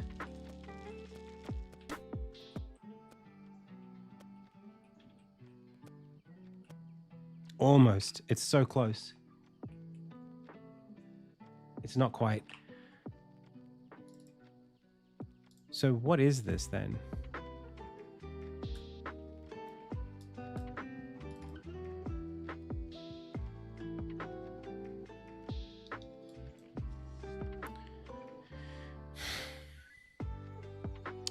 In this case, the camera ortho size is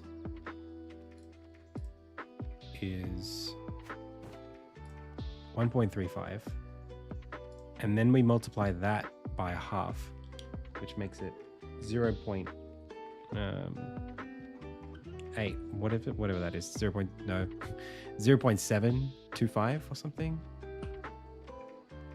0.72, 1.35 divided by 2, 13, 6.5, 6.75.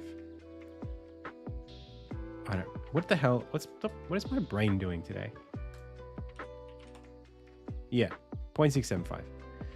So 0.675 was wrong by a little bit. So maybe we just say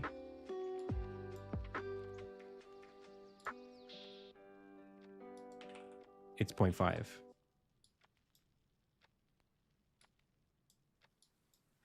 Just half.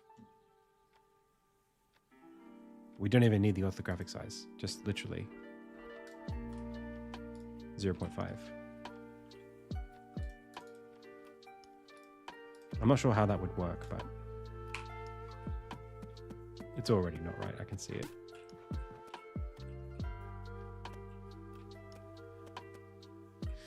All right, well, I give up on that.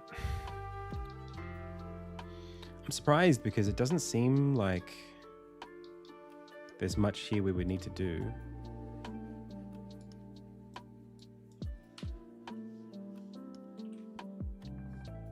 Like, just move opposite the camera, right? Like, why can't you just do that?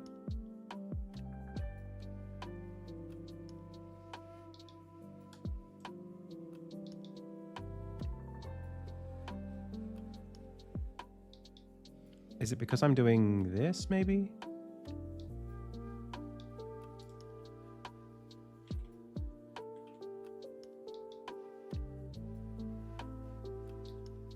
Maybe the scanline speed was a problem.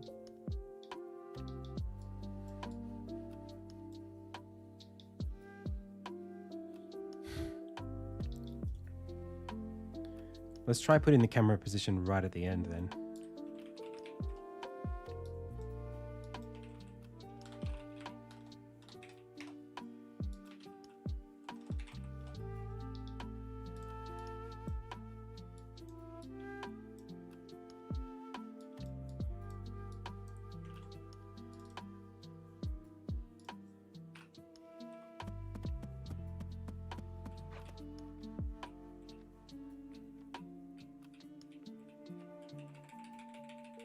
And then multiply that by orthographic size.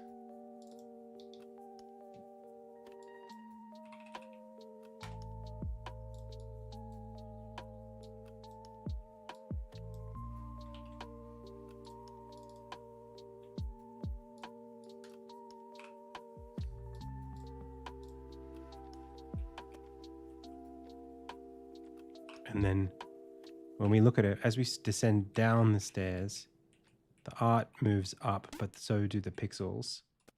So it's still too much.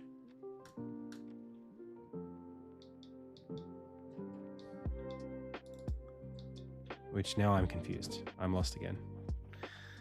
Oh well. I can't seem to solve it. No matter where I put it, it still causes problems. I'm definitely trying to take the y-axis of the camera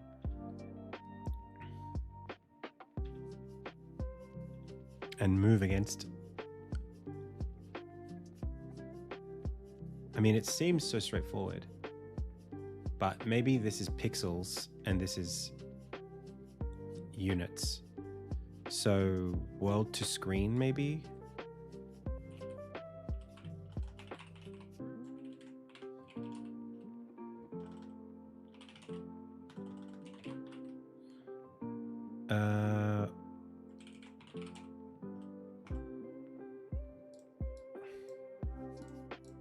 World to screen. This is in world space, I'm sure.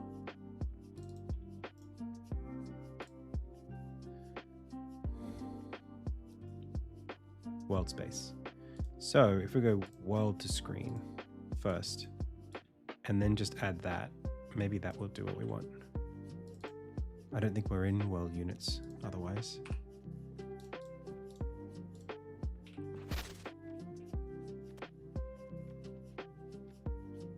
Now we want to subtract that.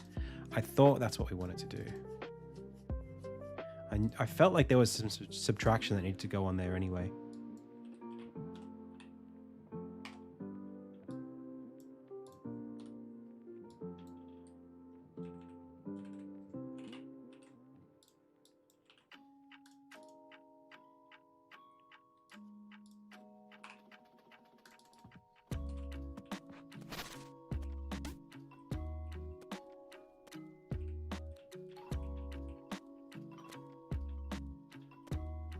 It's still not right. Oh my gosh, kill me. I can't do it. There's nothing I can do to make this work. Hang on, did I save it? Please.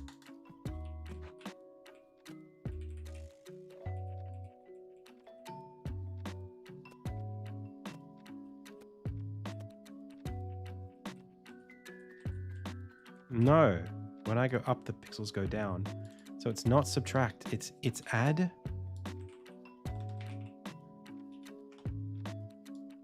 Please.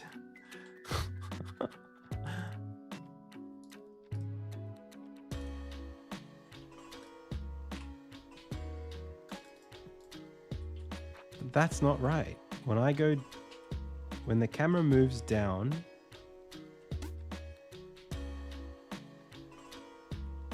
actually, you know what? I don't think those are moving at all. I think actually the on-screen scan lines are dead still. Let me put my finger down there. Ah, they are exactly still. I am negating the camera. I think I just have to do it ×2.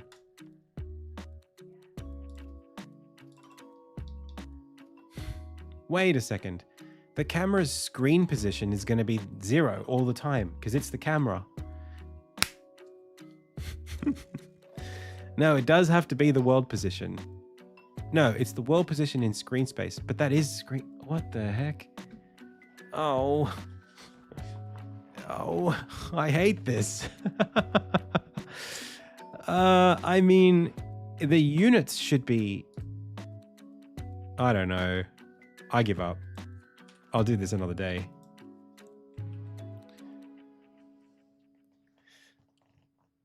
I can't figure it out right now. It's not Friday afternoon. Not a good time. Anyway.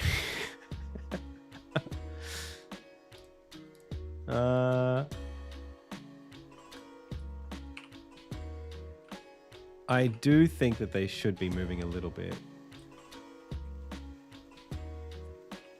So let's go back over here and just discard everything here. So slight shift vertically. It's actually crazy how the slight vertical drift it just makes up for all of that stuff. Although somebody said that they had a lot of motion blur from this, which I never really felt, but I do get horizontal burn-in in my eyes when I look at it. Still, they want an option to turn it off, so I will... What do we do? Do we take it away altogether? The other way to do it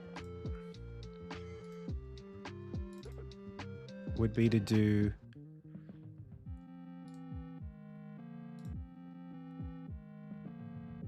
vertical and horizontal, or like there's some version of this where you can do like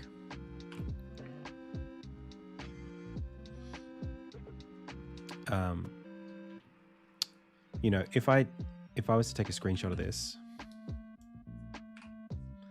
I've seen people do a shader that kind of looks like this, where every pixel has like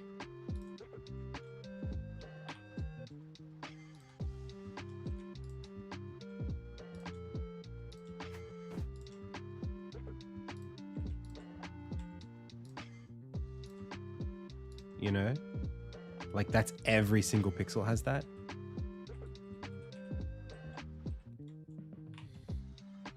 Something like this.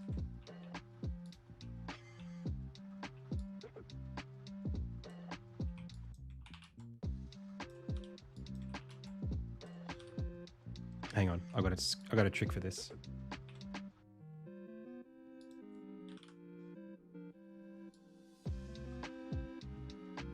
Not quite.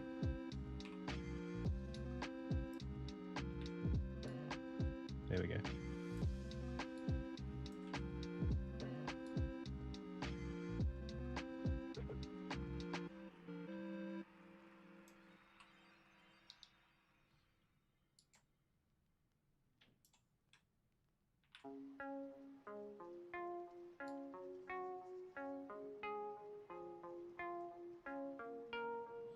So I've seen people do that.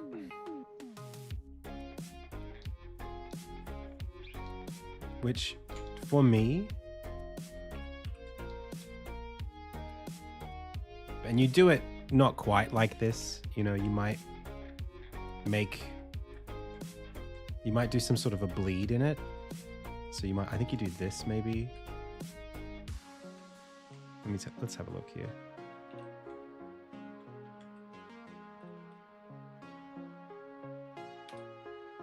So you do like this, this, this, this, this, this, this, this. You take this, you go like this, and you go like this a bunch. Then you take, I screwed up, but anyway.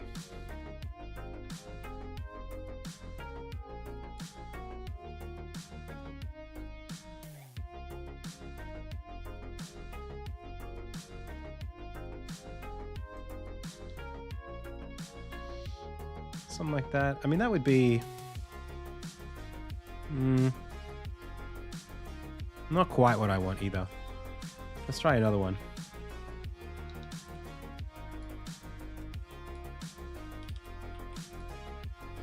I'm thinking it's something like maybe like this, right? You take this, this, this, this, and then you go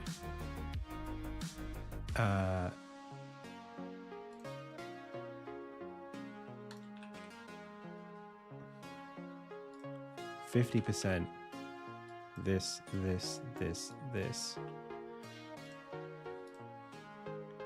Then you say, grab this, Control B, 100. That doesn't work.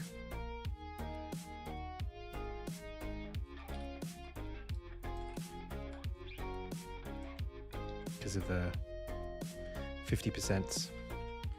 The 50%. 50%.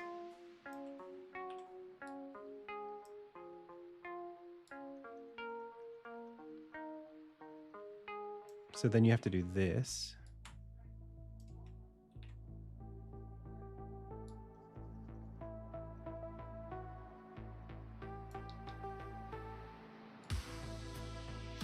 Okay. Then we take our new layer and we do it like this. We do this, we say Control B. We do this for a little bit. I'm getting there, I'm cooking, don't worry. We do this, this, this. We press Control B and we go crazy on it. Okay.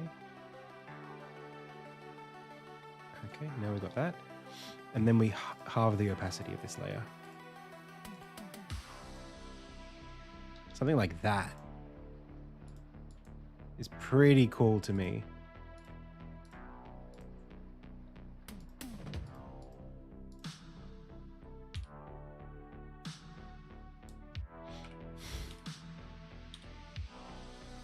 Oh, you can fill with the brush? I didn't even realize I could do that. This is really cool. The only thing I don't think would work about this is you need the game to be like pixel perfect. Like the camera needs to be locked in such a way that every pixel is a pixel.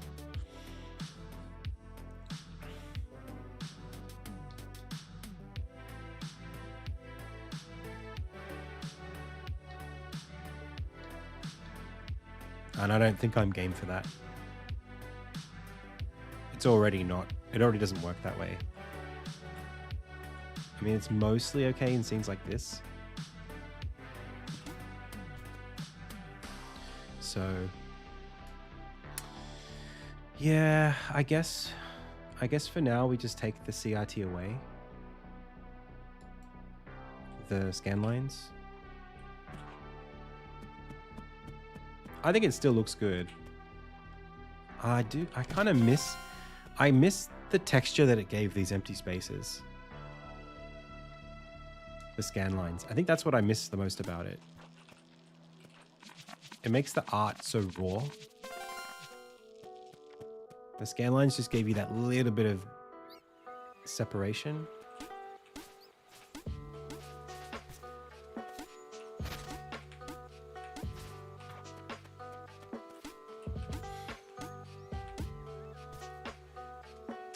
But the problem is I'm literally not, like, you can even see it here in this screenshot.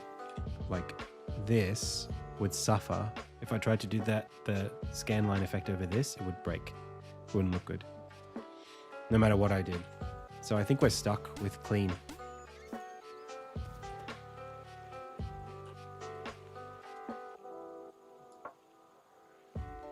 You know, this to me, it's crazy what it does. I like it so much. I just know that some people don't.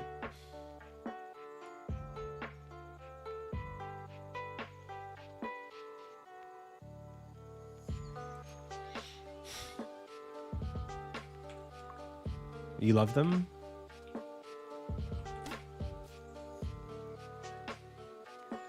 Yeah, I like them. I even like them drifting. Like, I like it.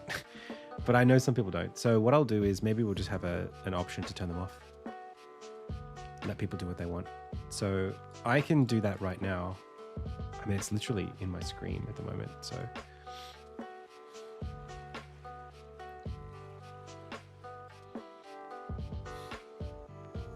yeah, I'll do an option.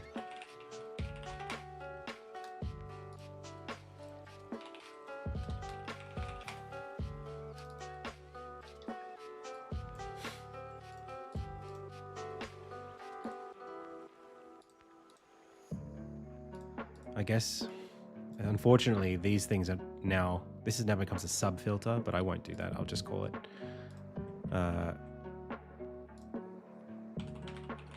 scan lines.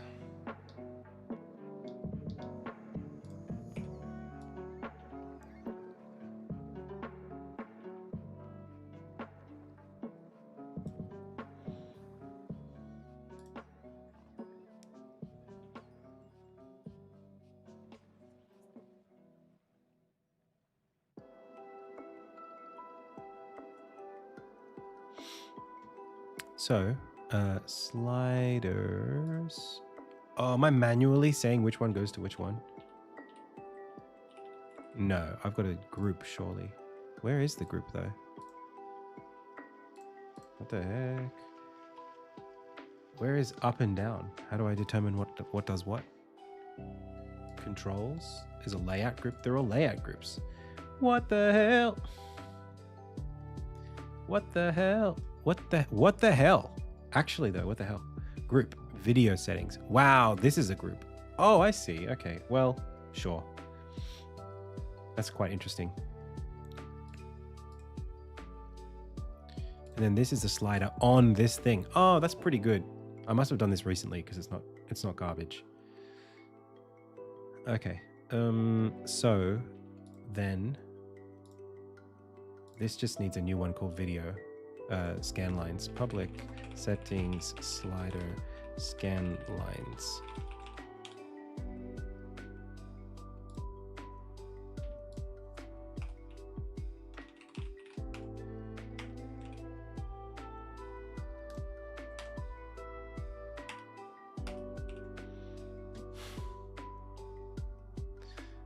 And that's it.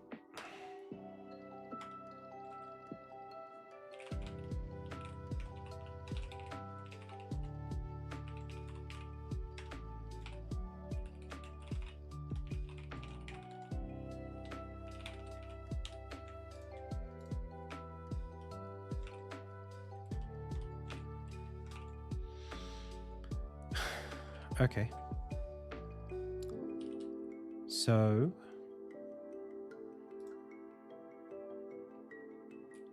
where are we doing CRT filter? Hey, Wanderer.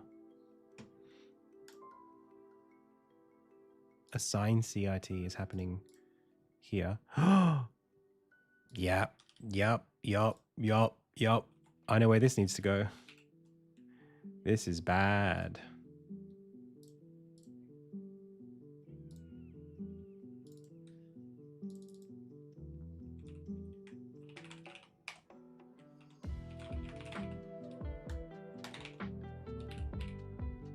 I'm going to fix a bug right now. Right in the middle of this.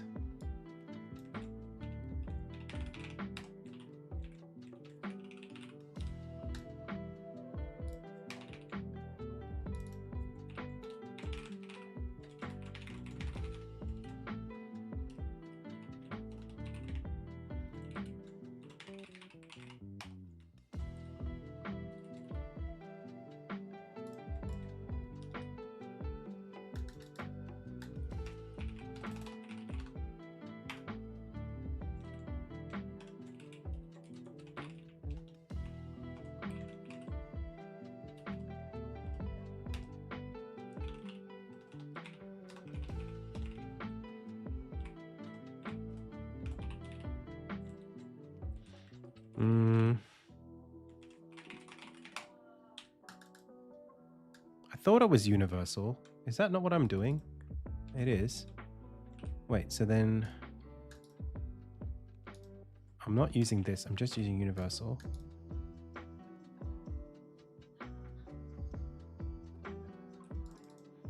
Oh, render a 2D data. Ah, yep. Yep.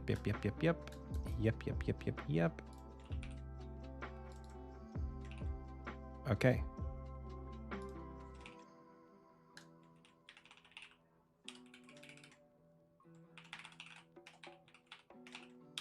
Very good. All right.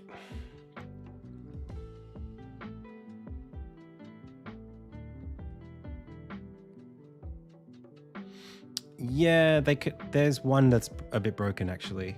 I think I can fix that literally right now. So scan lines is here. Save that. And this should be called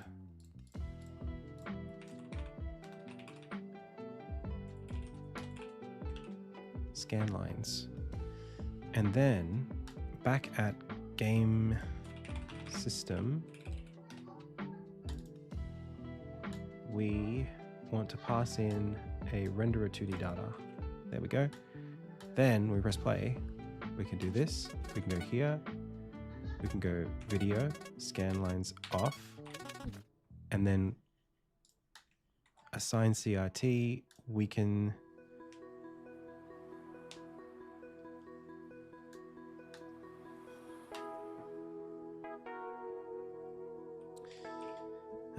render a feature.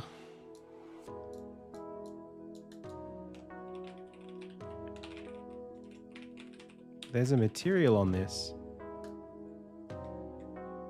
that we want to edit something. CRT material. So it's CRT feature. Full screen pass renderer feature.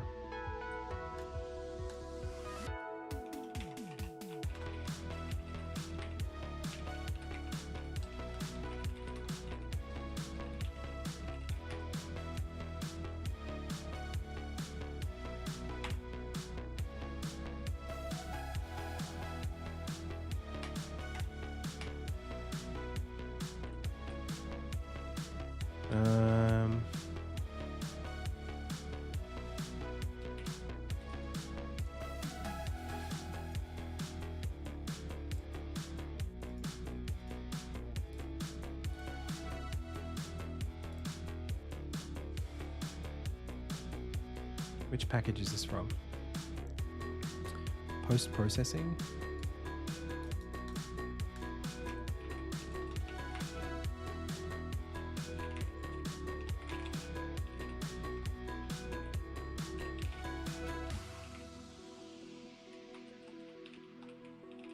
No.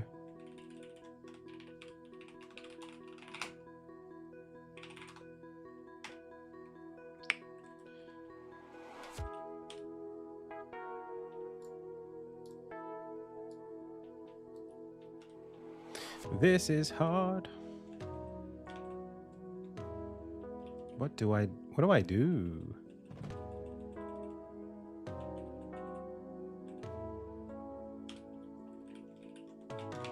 I could assign the material myself.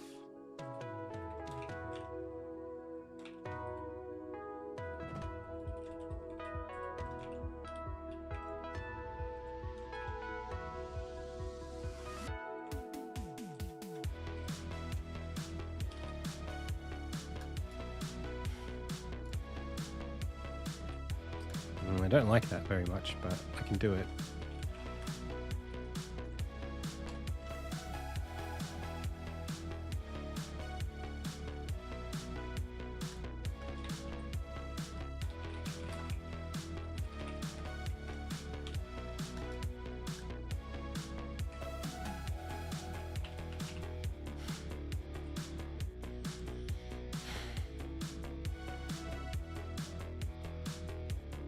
Wait a second. The feature is just CRT material, and this just puts the filter on. Or is it the blur as well? No, it's the blur as well.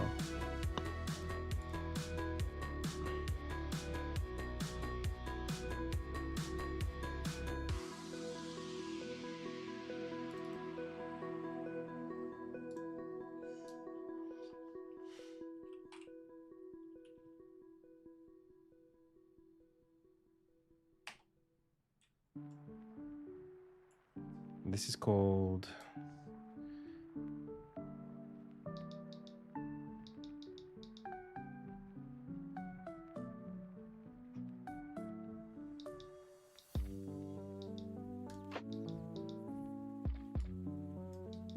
Scan line black.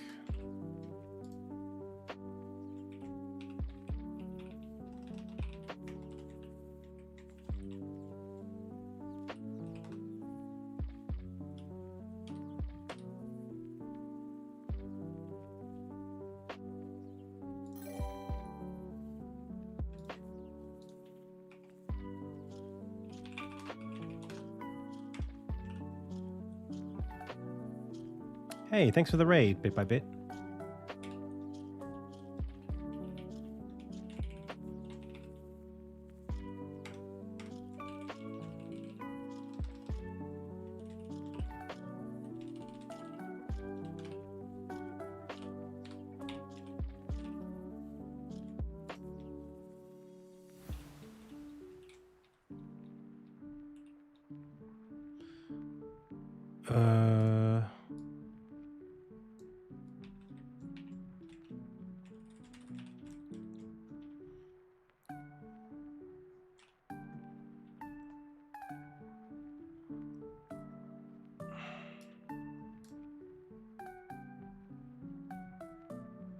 Let's just leave it at that for now.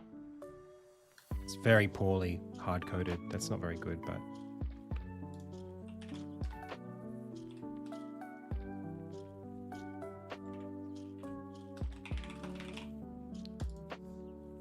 we need to now pass in the material. Game dev's okay, slow today. Much slower than I had expected.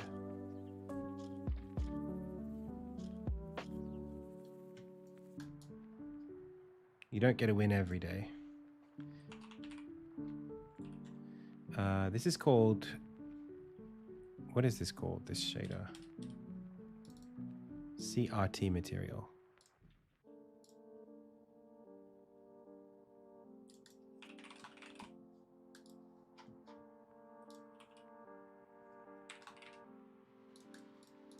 You. Okay, so we run, it's off. Is it? No. Settings, video, save, settings, video on. Okay, it's literally flipped.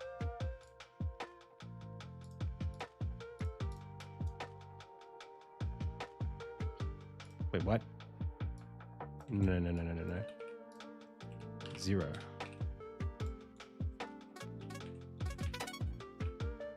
On. What?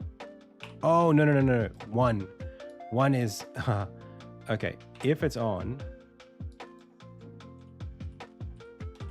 then 1. This is the wrong... this should not be labeled that.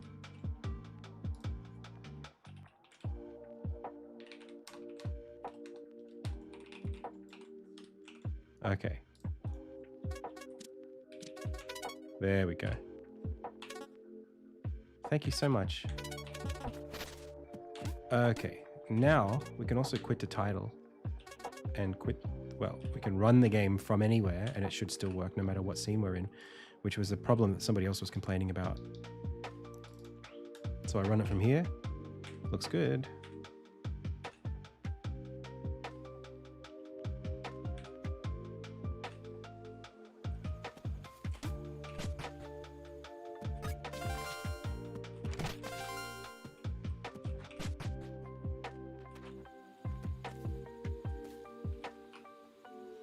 All right. Okay. Adds toggle for scan lines separate from retro filter.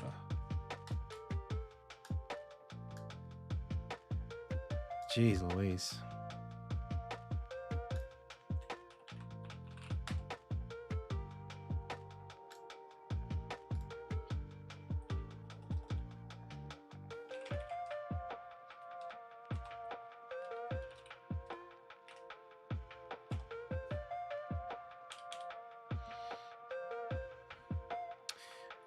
How did you plan the layout of the whole game? You mentioned goals, but sometimes I have a different idea that meets it in a better and more fun way. Okay. One sec. Saravati. Let's do this first. Pink. Yellow. Sorry.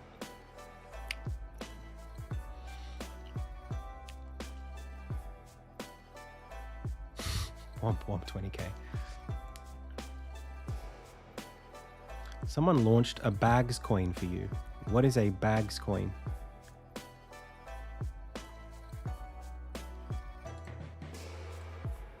Degen player.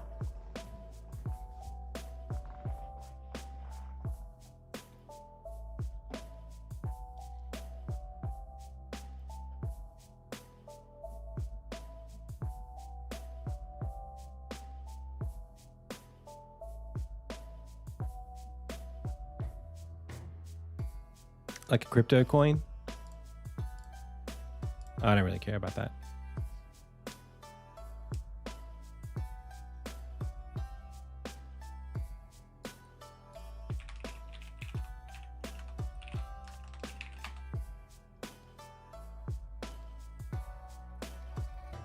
I can't even... This?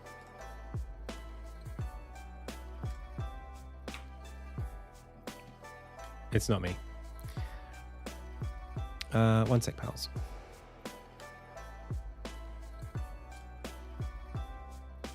Whoa, that's looking really good. You can't see it, but I can. Wow.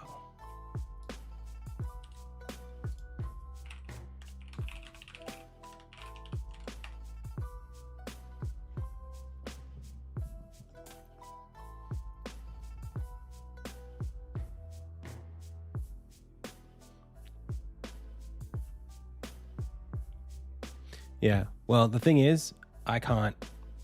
I'm not going to get involved with that. So you guys can pretend to give me money as much as you want. It's not going to be something that I promote or use. Sorry.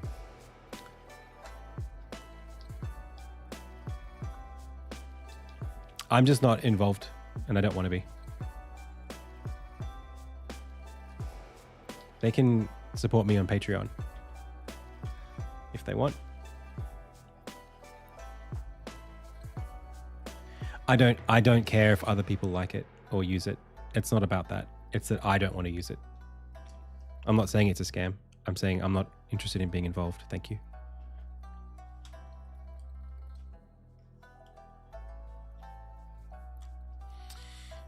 Okay. So, there was something else about video settings, but I think that's it for now.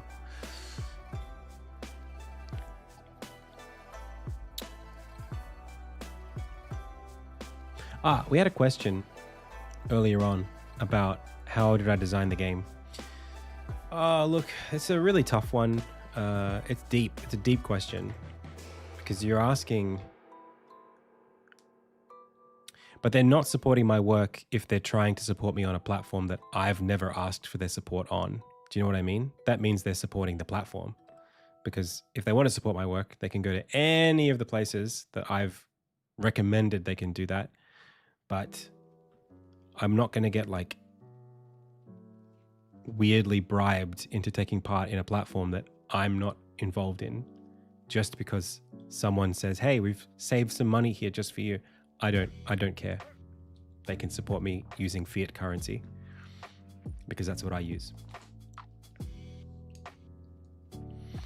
All right. So,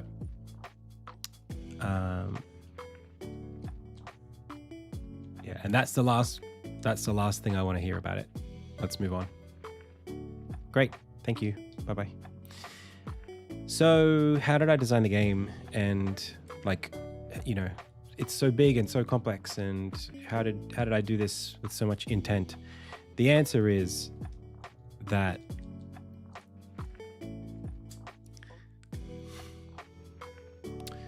I didn't. You know what I mean? The answer is I started with a bunch of sketches and a crappy Photoshop file, and that was it.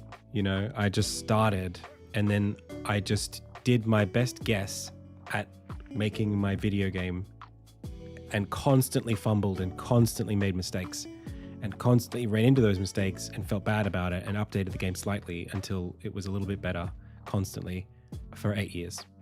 That's pretty much what happened. The story, yeah, but the story's changed as well. Like as recently as like the last 6 months period has changed how this plot weaves. You know, the main plot beats are the same, but like how you get to them is different. So it's actually, unfortunately, just a bit like that. There's no fun answer.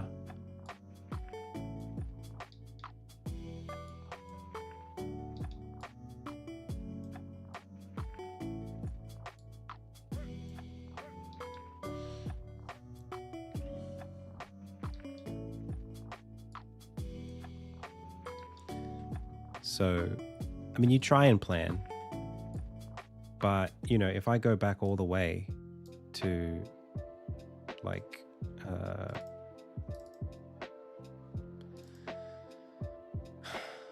you know, stuff like this, where like, I don't even, you know, some of this stuff, let me show you these files. Like this was the house. This was the first, this is like 2015. It's the first sprite of Insignia. I did it in Photoshop. Creator knows how to open those files, so that's why I'm using this to do that. This was gonna be the house. And like, yeah, it's sort of the house. This is where the kitchen is. Armin's bedroom, I guess, would be here. This is the living room area. But the stairs are in the wrong orientation. So like at some point, the stairs ended up on the other side, and instead of it being a tile set, it's now like a proper sprite, and you know, a bunch of stuff happened to get there. Same thing with this. Like this was an early mock-up of the game, and I didn't get very far. And this is what Armin was going to look like. You know, like it just, this is 2014, 2015 Insignia, before it was even called that. And, you know, like I was trying to do something with this bark that actually is not too bad, but I don't know. I don't know what I'm doing. You know, I'm just figuring it out. Let me show you some other stuff.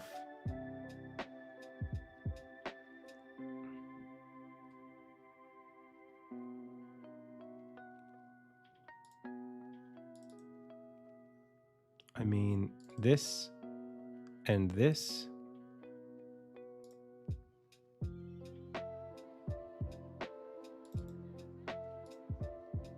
This was the first. These two were like the first images of Armin. Like, it's sort of somewhere between those two. The legs were so spindly. They still kind of are, but not this bad. You know, you just figure it out. Here was the sketch that I did for that house, the original one. What happens is you get better at translating the sketches into the game. You know, you get better at translating your ideas into reality. That's a whole task. You know, that takes a while to get through. This sketch was made probably in 2015, 16. There's still some cool stuff here. Like look at the stuff under the stairs. Pots and stuff, and oh look, I guess that's Magnus and Rose. There's a piano back here. This was fun.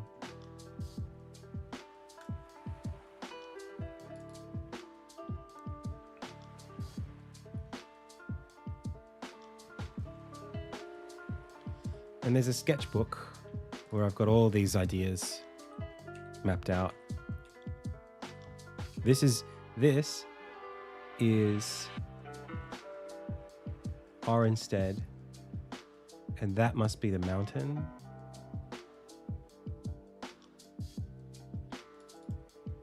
And then this is moving from Orenstead up into the foothills. This became Breadman. He was a guard at the time. This is a trio of children that made their way into chapter 2. One was called Olop, and the other was Korma, which is like it's flipped around words from Marco and Polo. This is the Athenium. This is Harriet. See, there's Korma, Olop. This is the view of looking out from the Athenium back cave door into chapter 2. This is looking down into Cheverton. Armin camping out. He's going to be fighting snakes. There's snakes and lizards in chapter 2. Bosses. Element. Lots of ideas. You know? Some of them will work and some of them don't, and you don't know which ones are going to work.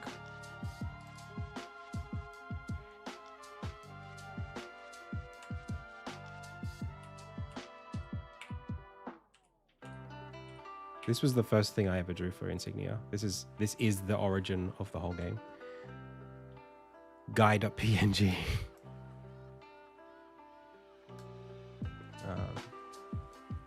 It changed a lot.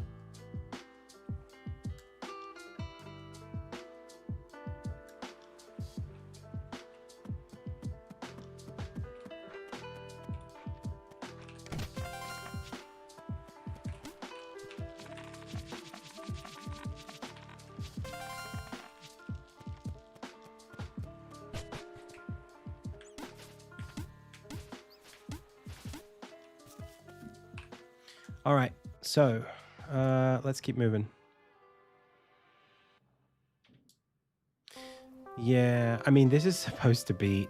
some of these things that people are reporting are unfortunately just like what I decided the game should be, but maybe it shouldn't be that clear.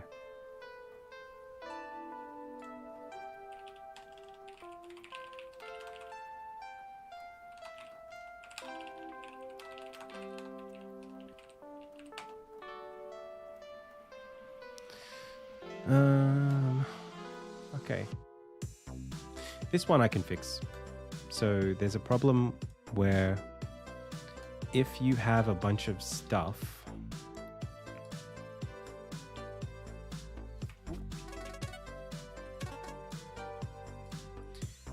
let's have a look. So let's go scale unlocked. No equipment. Hang on. Let's go over here. Don't save it. Let's grab these things here. Copy. Let's go over here. Paste. And just drop them here. This is going to be not good, but anyway. Oh, okay. Okay. So we grab that. We grab that. We grab this. Maybe we put this here, and we put this here, and we put this here. Okay, now we've got a bunch of stuff. And then we leave.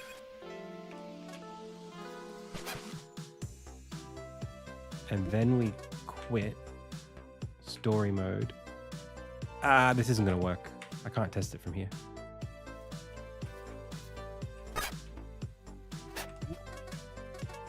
Maybe if I die, it will be the same thing.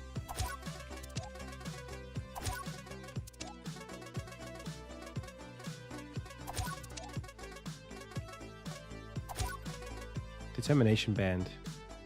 I think we have that implemented, but I don't have it in the game right now.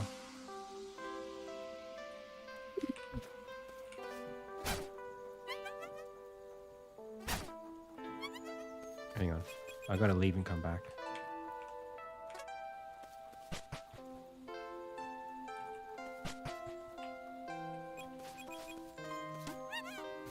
Kill me.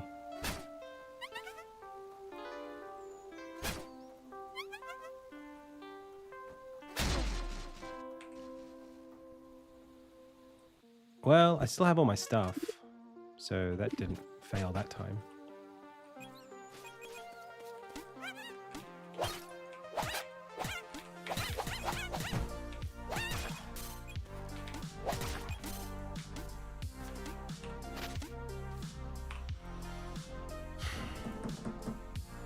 I guess I just have to find where it's not working and do it properly.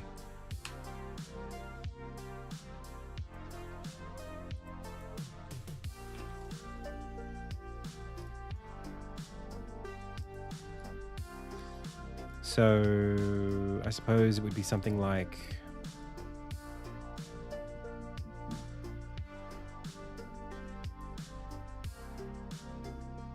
oh, thanks, Creepy. I suppose it would be something like assign effects or something like that. Vampirism gets referenced as a status effect, which status effects get referenced when we have accessory effect lookup. No. Status effect container. Oh, okay. Maybe it is this. Which gets called when.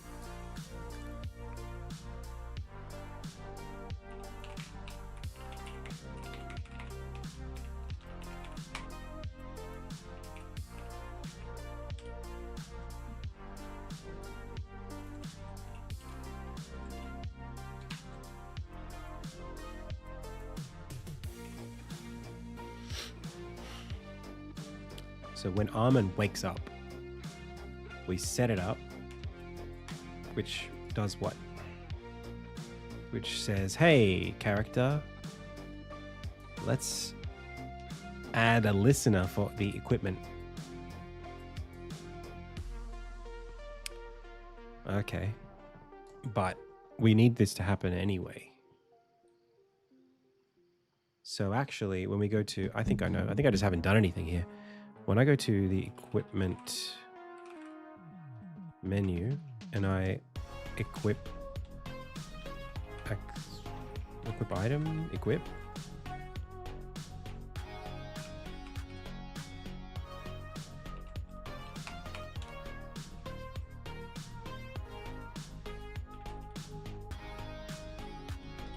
Okay, 1 second.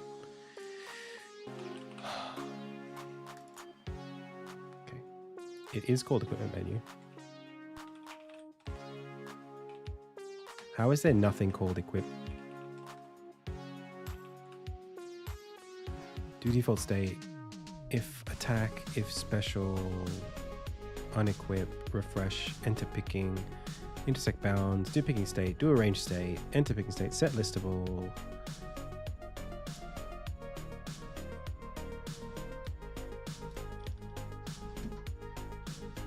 Try place accessory.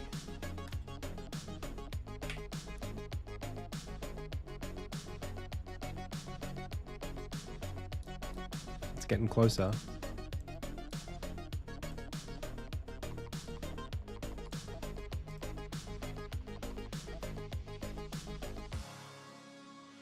I know there's a function that I remember writing, and I know if I see it that I'll know what it is.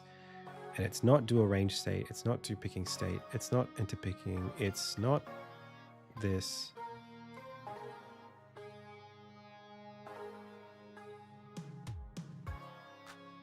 It's not that. It's not that. I might have moved it to game data.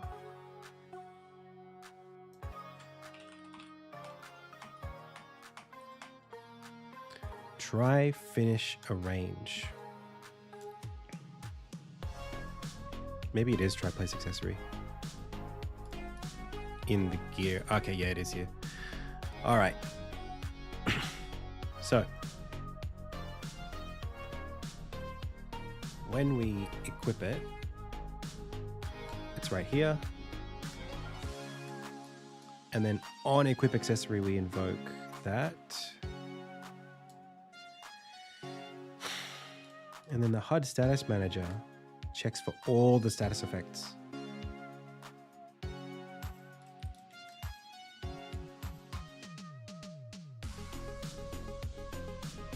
And for everything, it's right here. This is the code that needs to run.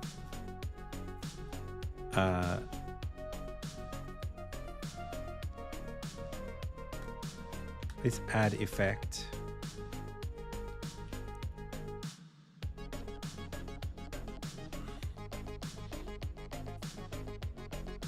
My understanding is that this is not actually, it's not that they're not equipped. Yeah, they're all equipped. They're just not visually being shown in the status bar. Is that right?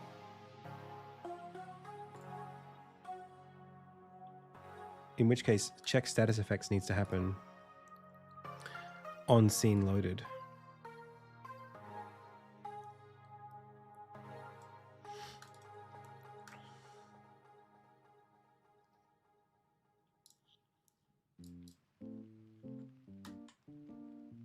Wait, but we are doing that. That's annoying.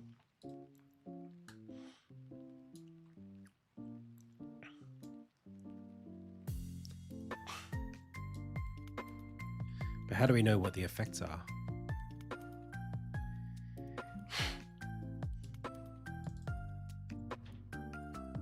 Because they get added when we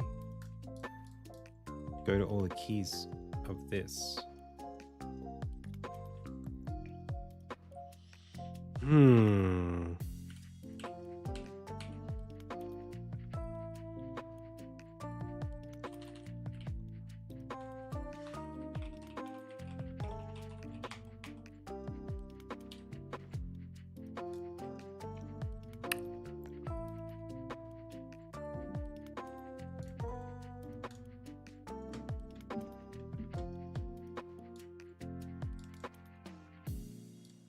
Wait, this doesn't even use this.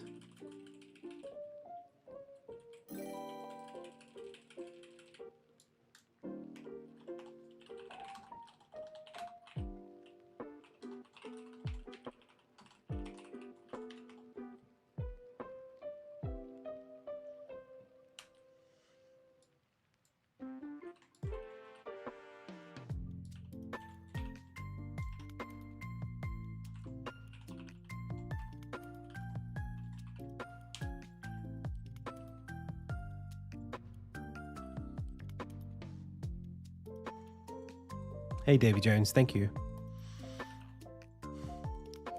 Yeah, but I think importantly, the health bar should be, the amount of HP you have should be correct.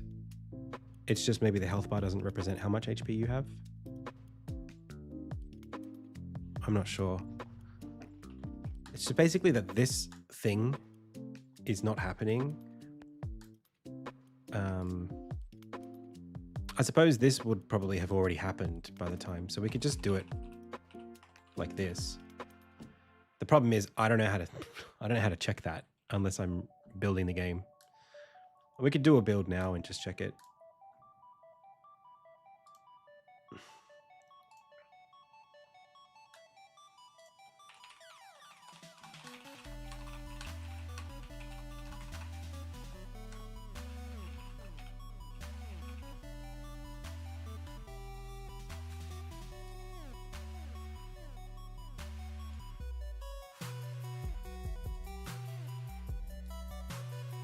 Whoa, why does that say 1?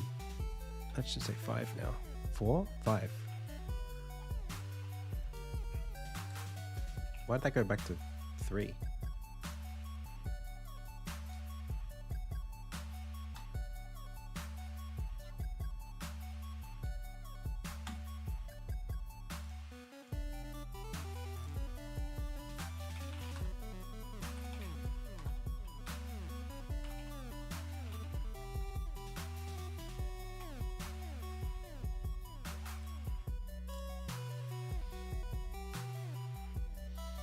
I'm tired, chat.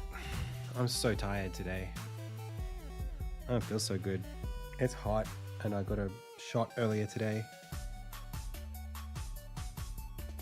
I'm just feeling not with it. Very destructible.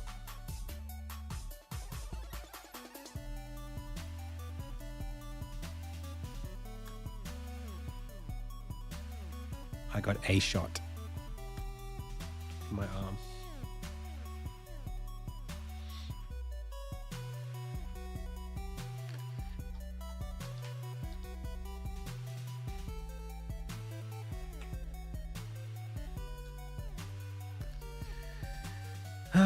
Camera.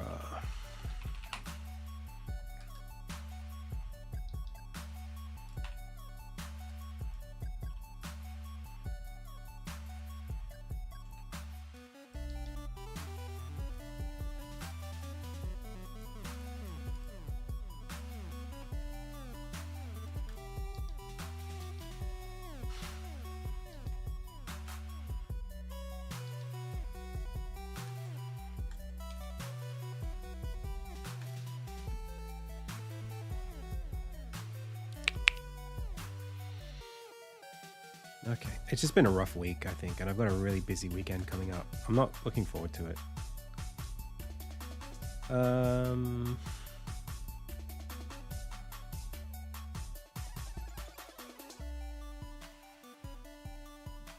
Okay. Also, this is intimidating me a bit.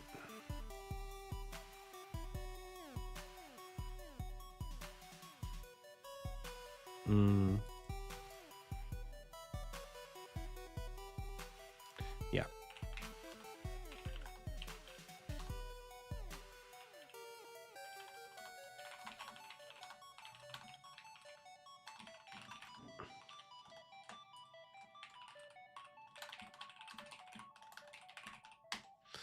Yep, I agree. It's not very nice to just turn NPCs off after some unknown reason. If they were dead on the floor, different question.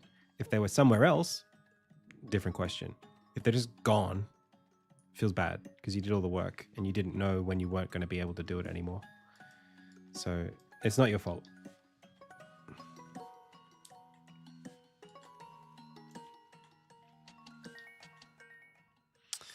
Oh man, this toast system thing is killing me. It's kicking my ass. I don't know how to fix it. Like, I really don't know what's wrong with it, but I really want to fix it because it's one of the most glaring things in the game. You pick something up and it immediately fades away. It's like, it would have to be a time thing, right? The time needs to reset correctly when you pick up an item.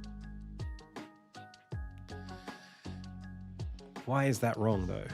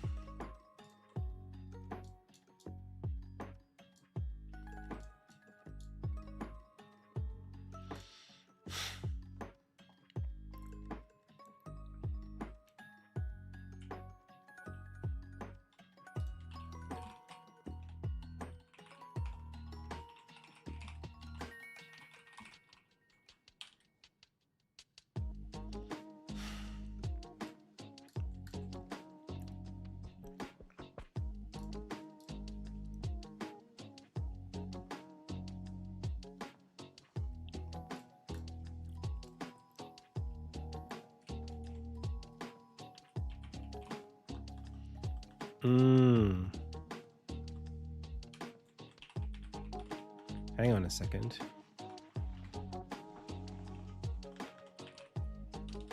This happens on entry. That's not right.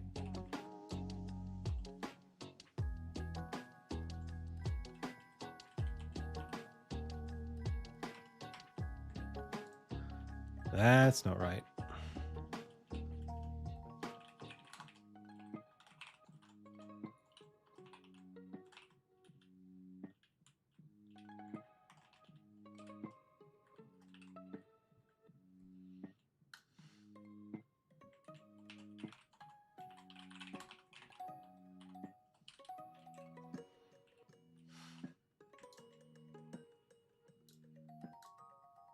I think I got it.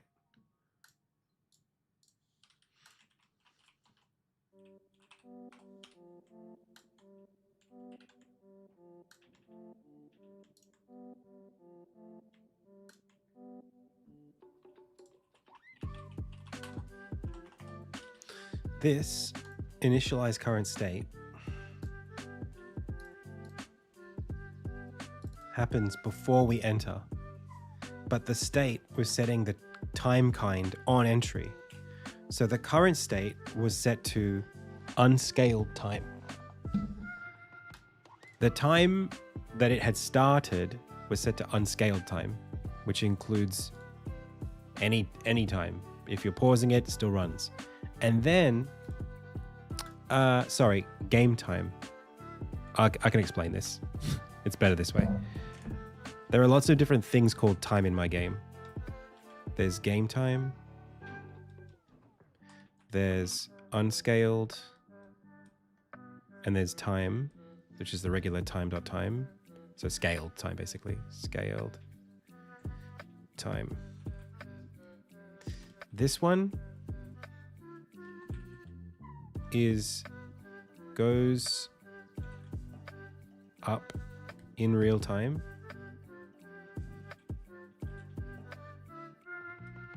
Unless we're paused. Scale equals 0.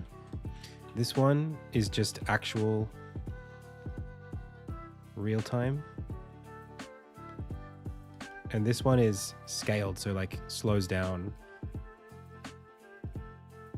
and stops when in-game time does. Okay. The states in my game, depending on whether they're UI related stuff or supposed to happen during the runtime of the game, they all have one of these, which I call a time kind. So if I want something to still happen while the game is paused, it needs to use unscaled time. If I want it to happen as long as the game's not paused, then I can use game time. And if I want it to slow down when the game slows down, I can use scaled time. You could see how anything that's like UI related, you wouldn't want to scale. Like if Armin goes into slow motion, you wouldn't want the notifications that are popping up to slow down as well, because the player, our time hasn't slowed down. So the thing is, this, hello. Hi. I'm gonna go try and see if there's different things. Yeah. Is there any vetoes? No vetoes. I might text you. But milk and cereal would be nice too. Yeah? Milk and cereal would be nice too. If you happen to be. Not for dinner, just. Not for dinner. Just things. Are they on a list? No. What cereal? Apricot. You don't want to tell the people what you eat? Weet-Bix Bites Apricot Edition. Max flavor. Full strength. Okay, I'll get it. Thank you. All right. So the next thing I want is, so there are some things that need to happen at a specific time scale. But what we were doing with our toasts that pop in and out is we were setting which time kind after it already got started. So on one hand, we were saying, hey, you are allowed to happen as long as like the time has been running forever. The start time is just whatever that time is. But then we say, hey, no, actually, as long as it's not paused, sorry. So if it's paused, you just wait. So through pauses, it's sort of nothing happens. But then we're saying at the start of it, once it's initiated, hey, you actually start whenever like real time, at the real time when you start, that's when we tell you you start. So there was already a difference from when it was being told that it started to when it measured its current time. And that meant it would say, hey, I've been alive for like 2 seconds. and I fade after 2 seconds. So as soon as you call me, I'm just going to fade out because I've been alive for 2 seconds already. That's what we just fixed by moving.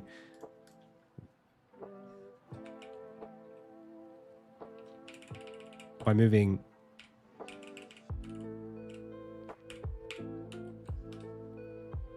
this from here, which happens after it already gets set, to here, which is whenever it gets created. Different time, different operation. Unfortunately, we solved it after we were already building the game, so we're not going to see it this second, but that's life. What were we testing? Full screen mode and scan lines. Okay, here's the first one.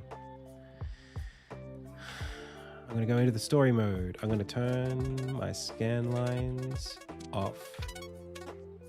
Video, full screen, on. That's no good. Full screen, off. That's no good. Can I still Alt Enter? I can still Alt Enter. But why is full screen on, not full screening on? Okay, anyway, can I scale this? Nope. What if I go full screen off? Can I scale it now? No. So what was the point of all that then?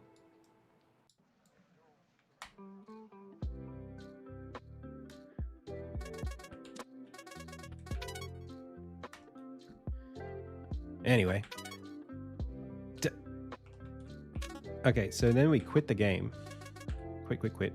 Then we open it again. And the scan lines are gone. No more menu scan lines. They're all gone. We solved it.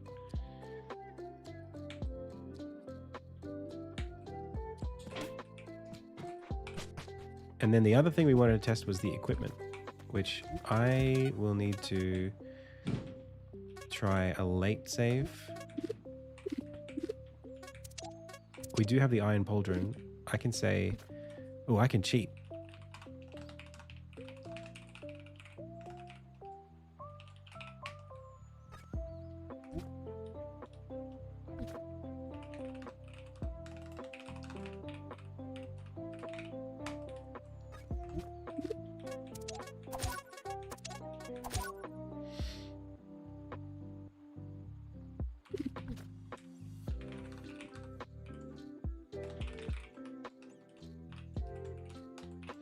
Well, now you can have the cool colors and you can have the scan lines without the scan lines. Because the color saturation, I think, is better with the filter on. So you can have the filter on, but you can have the scan lines off if you want. Okay, so now we leave here. We exit. We quit. We load the game.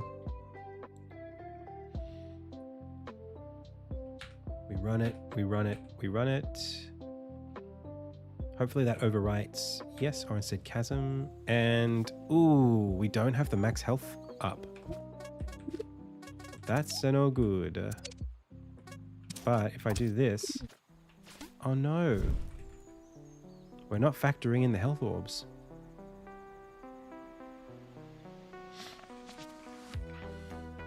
Okay, well, we can solve that. That's not a big deal.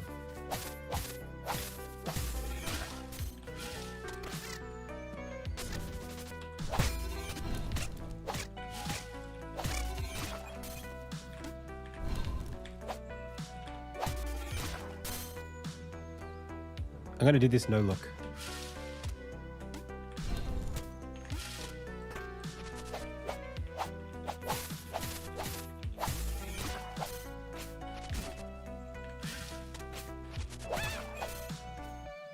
This is hard. I peeked. I'm sorry. Oh!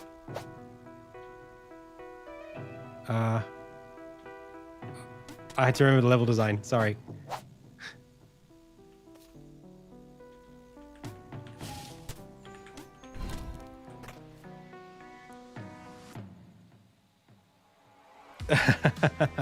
See, it's not that hard.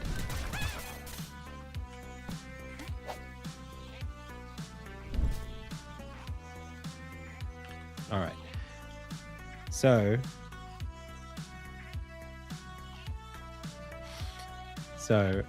sorry, I'm being a dick. It's all right.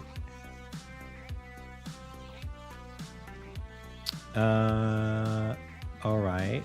So we wanted to fix two things. It's get the orbs loading, so you get the right amount of health. And then it's implement we'll see if the toasts are working correctly now. So it looks like when we load the game, we go to gear, so like game data, gear.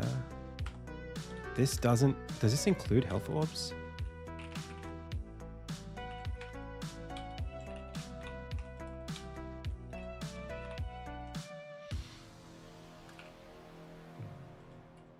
Orb health manager. So it's a status effect. But how does it know to apply this? Oh shit. This is really important because there's nowhere in the game. What is this doing? Oh, that's very cool. Oh, wow. I've never noticed this. Unity script 1 reference. I can click this and go to the place where the script is referenced in the engine. That's pretty cool. In the game? I didn't know I could do that. Wow. It's not very specific, but it's better than nothing. I didn't know I could do that. Okay. So this is important.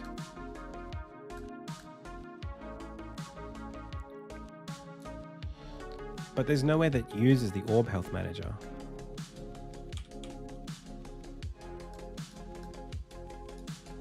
It's not even listening to this. So instead, I think orb health manager needs to be I think orb health manager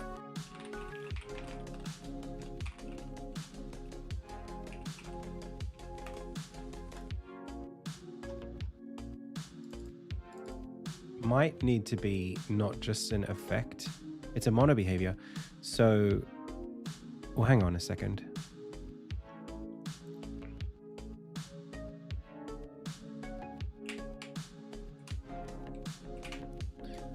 On start, I think this effect needs to apply itself to the game. I think you just need to do that.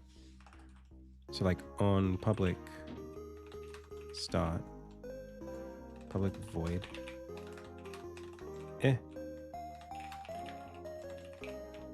Assign self.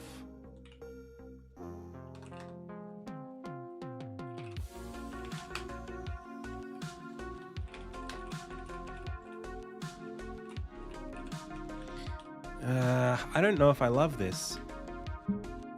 No.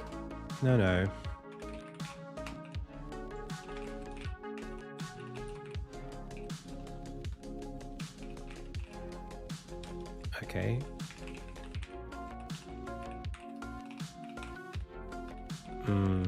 That's no good. This all should be part of player character. But it's okay. Calculate stats. So extra health. Right now we do it for every status effect in values, and then effects, we have this here, only adds effects.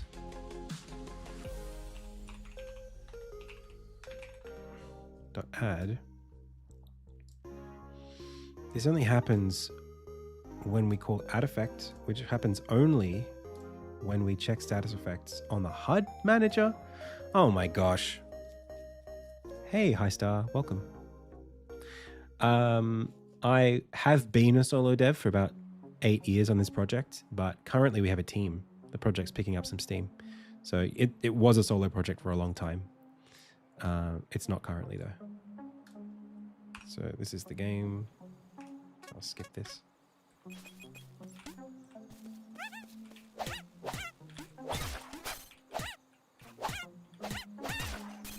We've got music here too. Hang on.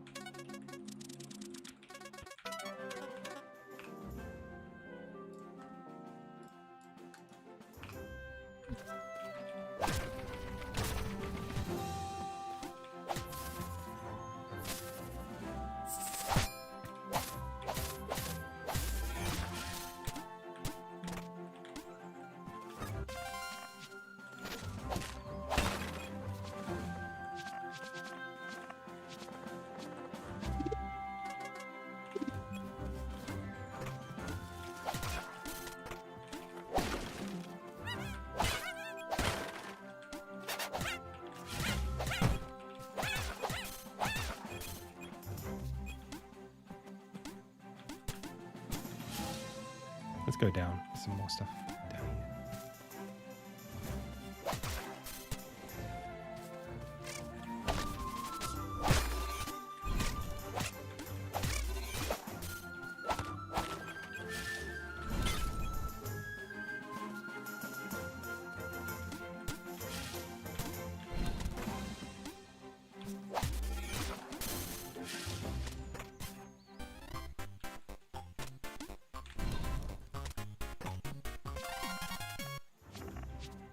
There you go. That's the game.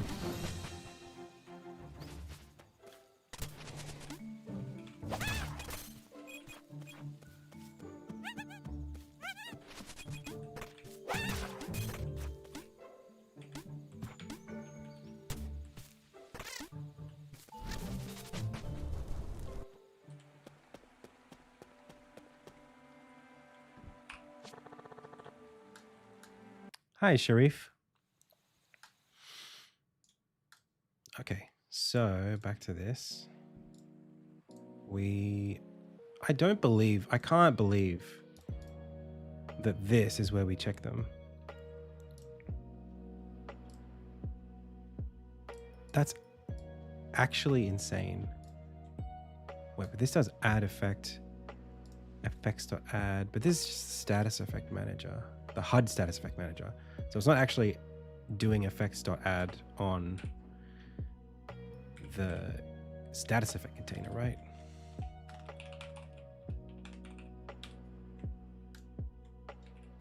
Okay. It's on add effect, which is here, which is there and there.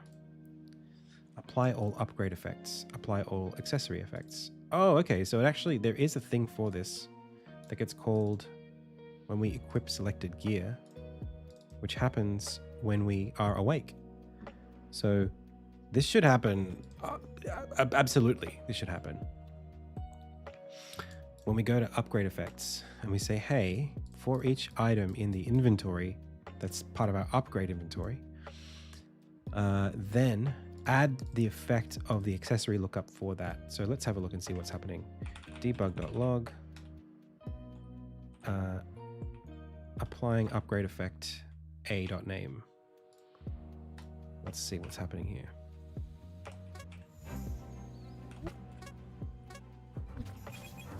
So did we apply anything at the start?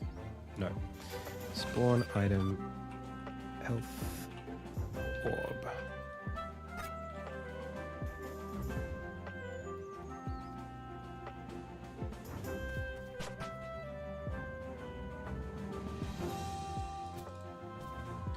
Okay. Orb adds health 30. I can't save this very easily because I don't currently have the ability to load editor saves.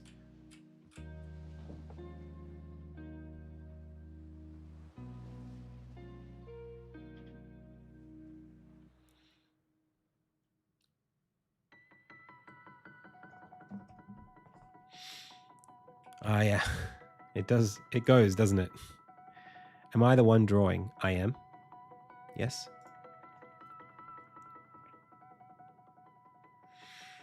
So, I need a way to load. If this is the editor, I need this to be the editor save. It's too complicated this way. So let's go back to save select screen. And let's go to get save directory, player file name.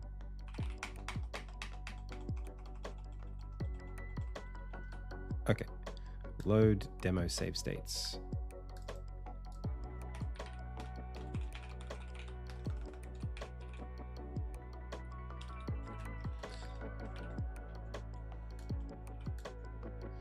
Okay, so I think it's basically here. We want to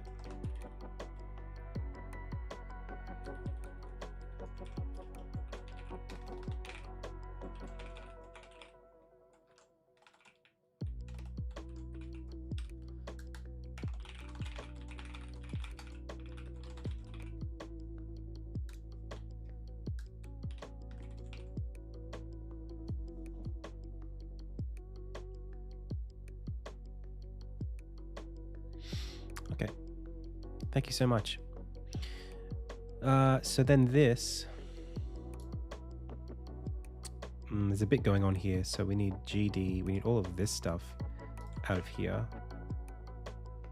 It's not really easy to split it out. So it can't be its own function. It's just got to live inside of this for a bit. Okay. So this is the player path. If application.isEditor, then we want to do a bunch of different stuff to this.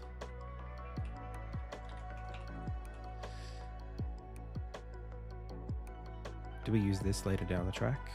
We do. Okay. So like, we'll call this save path. We'll call this file name.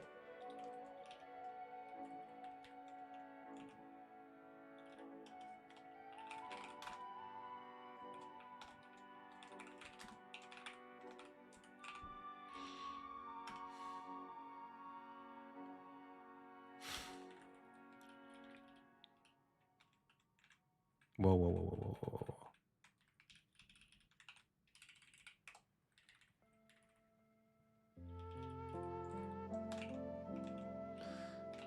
Okay, and then load from disk the save path, blah, blah, blah, blah, blah. I think that's it, actually. I don't need to do anything else.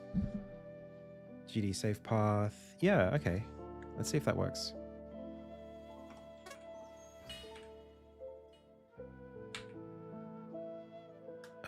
Didn't like that.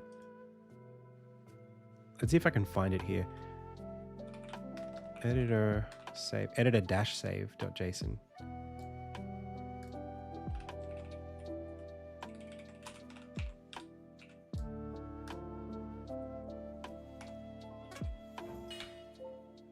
Nice. Okay, now we can do saving and loading tests. Sweet. So, inventory. How many spawn item health orb? Godot mentioned. Not quite. Okay, do we have them now? No, it's not in our inventory.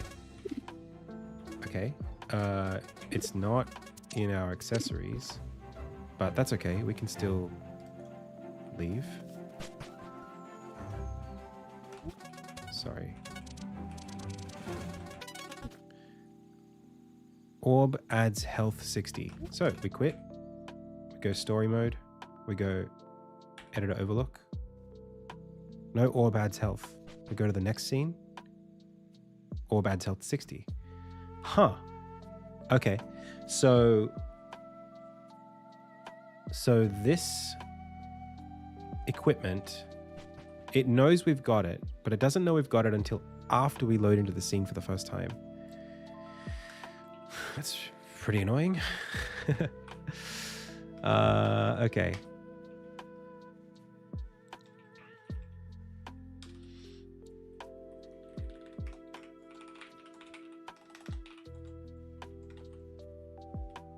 Applying all upgrade effects.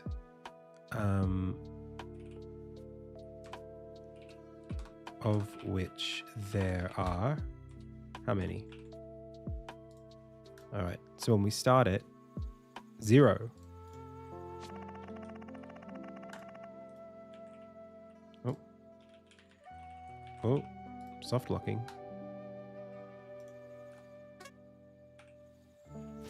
We leave. Still 0. Okay. We spawn item, health, orb. Pick you up. This is game development. That's correct. And then we go story mode, edit a save. Still says there's 0. When we leave, still says there's 0. I didn't save the game. Spawn, item, health, orb. I have to do this. Very good. Then I change the scene, which saves the game. Then I quit. I've been working on this since 2017. Then we go story mode, edit a save. Okay, so now it says we're applying upgrade effects, of which there are 1. Applying health orb.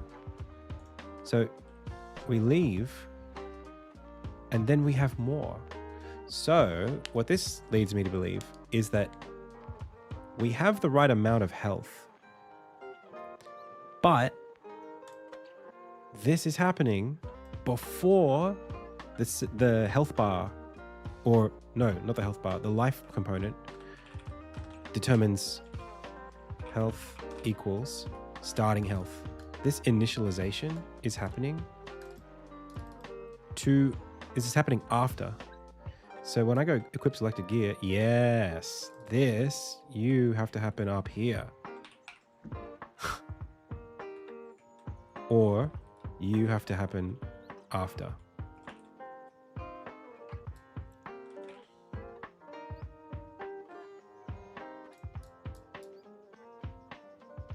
It feels wrong, but maybe if we put it all the way at the bottom. The only thing I'm concerned about is that it won't assign us the right amount of health. So the real problem here is remembering how much health we have on load. SD.health is how much health the save data says we have. Oh, hang on a second, but initialize health happens twice.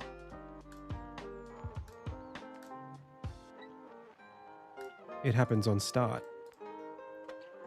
But then this also initializes it. Okay. All right. So the amount of health we have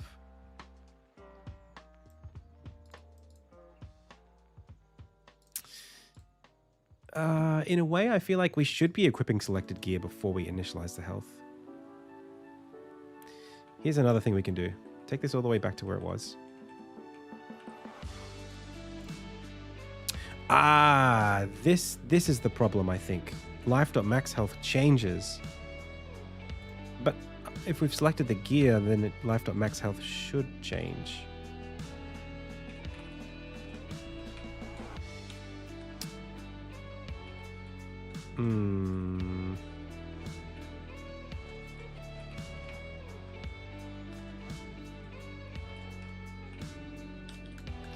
Let's have a look. Debug.log max health is blah. Current health is blah. And then afterwards, initialized.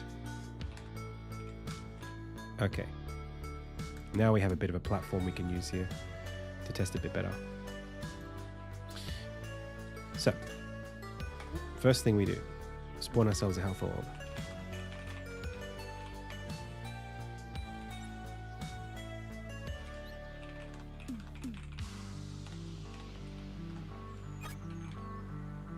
Thank you very much. Okay, we leave. Scene loads. We still have the amount that we had. We quit.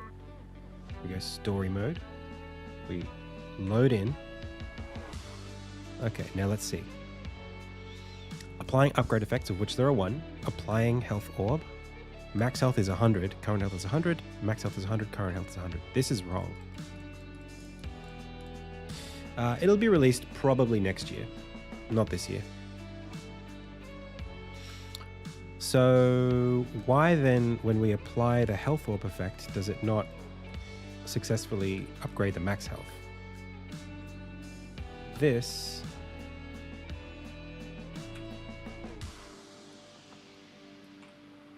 should do that.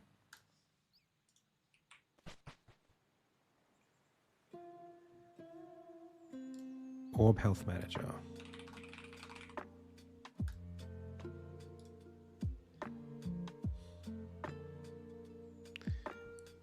On a GameCube? Probably not. Unless the GameCube is a Steam GameCube.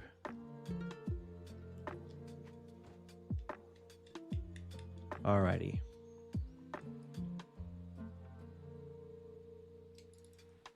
So let's see if this does its thing. Why is this do empty? Status effect. How can this be? I guess because status effects already have a bunch of stuff in them. So Orb Health Manager is a health mod. Whoa! Doesn't do anything. It doesn't have any properties. That's bad. This one? Ah, but this one has something. Wait a second. Why is there two of these? What do you do? This is Armin's Orb Health Manager. Armin's Orb Health Manager is a status effect. Which, that should be fine though. That should be fine. So it is a health mod for the Orb Health Manager that adds 30 per health orb. So then why is that not?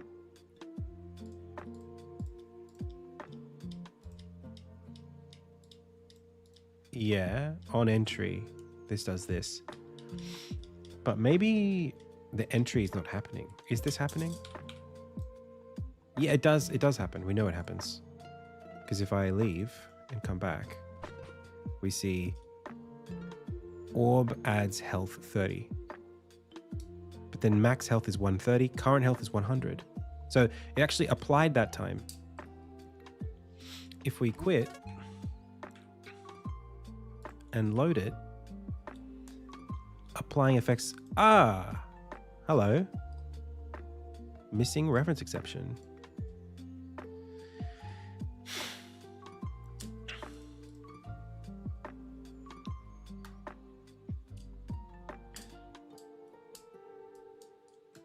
Effects by accessory. Apply all upgrade effects. How do we know that we have this effect in the first place?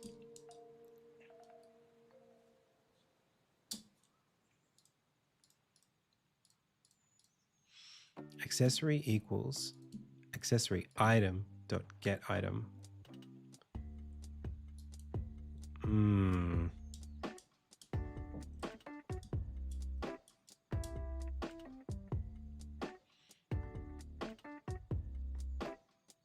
You guys are nice. You're all very kind.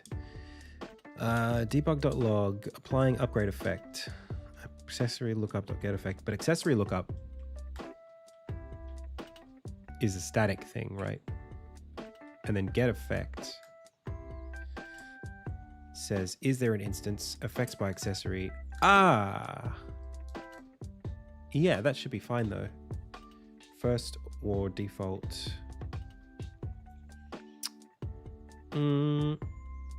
Effects by accessory. That exists, right? I mean, we know that exists.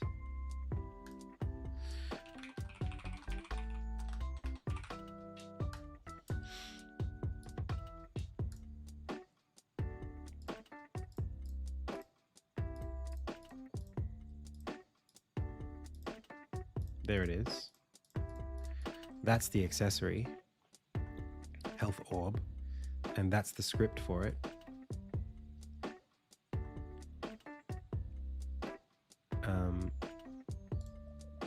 And so we get the effect script of the instance of the thing. So when we get effect, we add effect against that accessory, that effect, which says, hey, if we don't have one already, we're going to instantiate this. We make a new game object. And then we, yeah, I mean, this is all fine.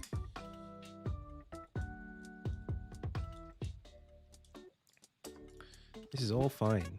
So what's going wrong here?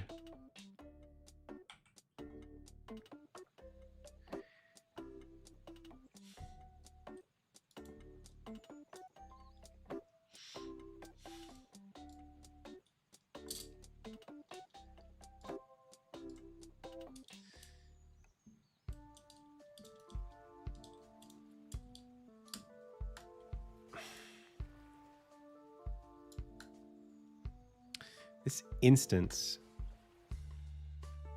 is a problem.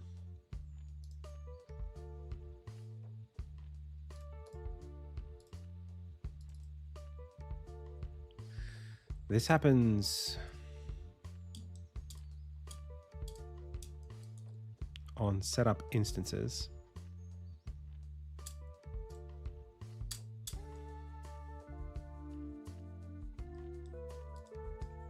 Which happens on start, which is too late for awake.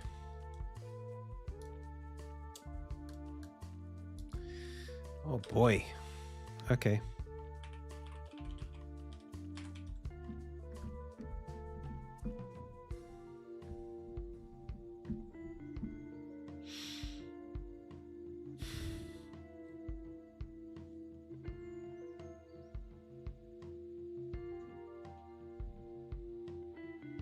Wow.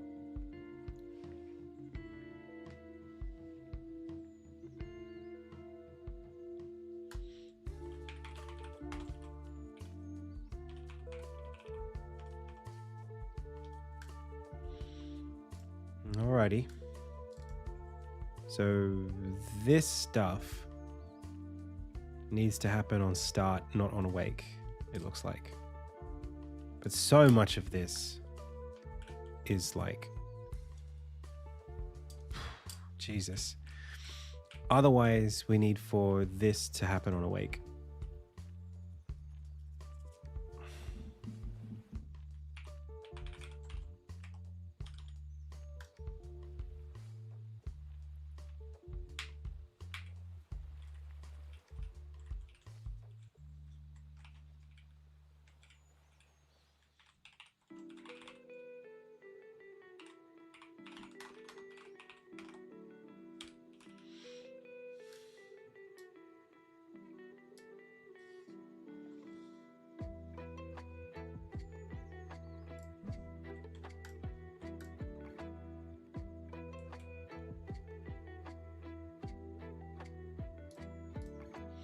So, don't destroy on load.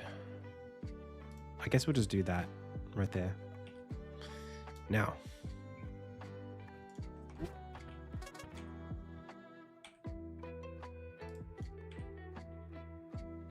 Hey, we got the extra health.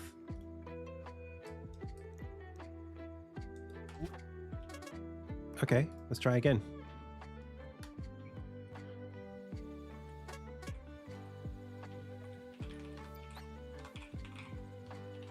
Wow, that was a really tricky one, that one. That took so long. So now we have max health. We leave. We quit. We start. We open. Hey, hey, we got the extra health and we have the extra space. Let's spawn 5 item health orb. This is going to take some time. Oh no, it'll just... Okay, it will take some time.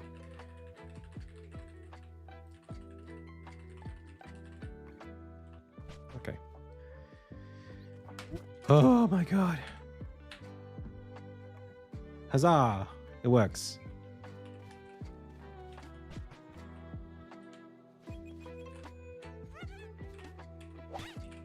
And it should work retroactively. You don't have to re-get new health orbs in the game. Holy moly. That was something, huh?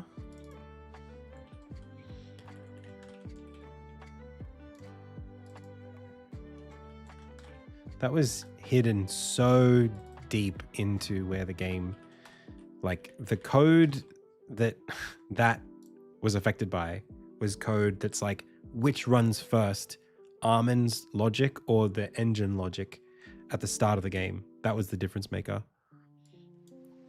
Okay. So now we can say updates, health orb, initialization on loading the game from save.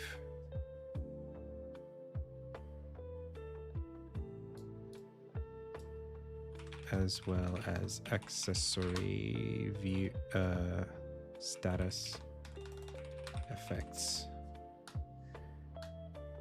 Push that, build it.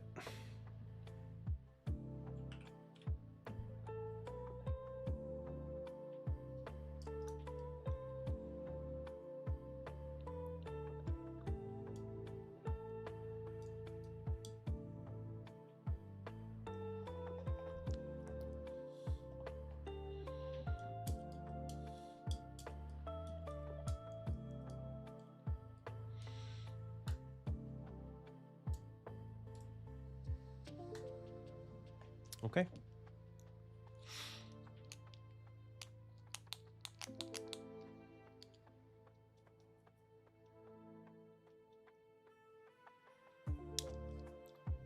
I need to redesign those health orbs.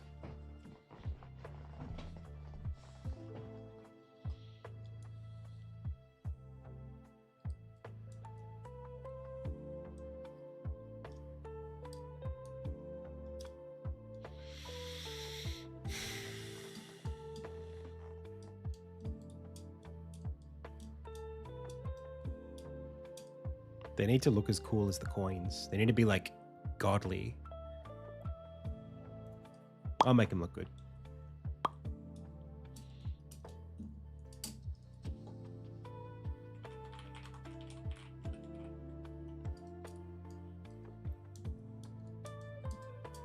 Thanks, Rasta Tim. There's so much code in this goddamn game. There's so much code. You guys don't even... and some of the stuff is so old. Like the stuff that I have to... It's like I'm... This would be like...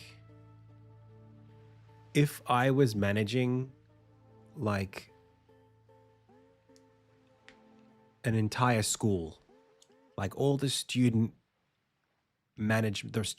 resources and the library and payroll of the teachers and like the curriculum and keeping records and like enrollment. It's like there's like so much like work that goes into just keeping it alive, you know. I've never rewritten this game. I've refactored a lot, but I've never rewritten it. I'm not that sadistic or masochistic. I don't know who could do that. The idea of like, I need to rewrite this from scratch is mental. There are some systems I've rewritten.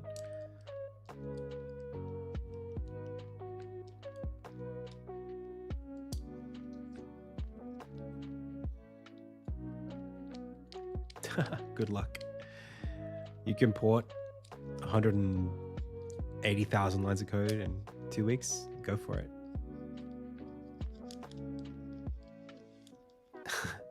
If you can do it in 2 years, I'll still congratulate you.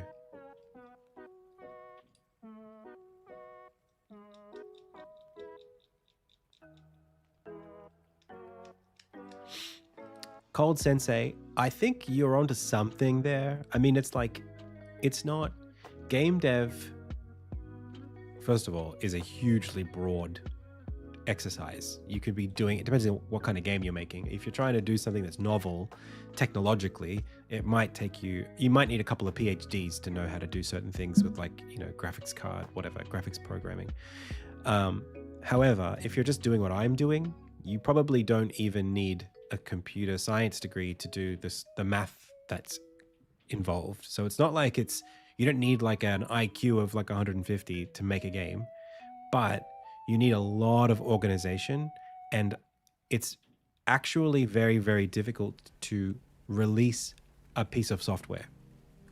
Making software is very hard, whether it's a game or not. It's just tricky. It's hard. Like it takes a lot of dedication. It takes a lot of learning. You're constantly learning. It takes a lot of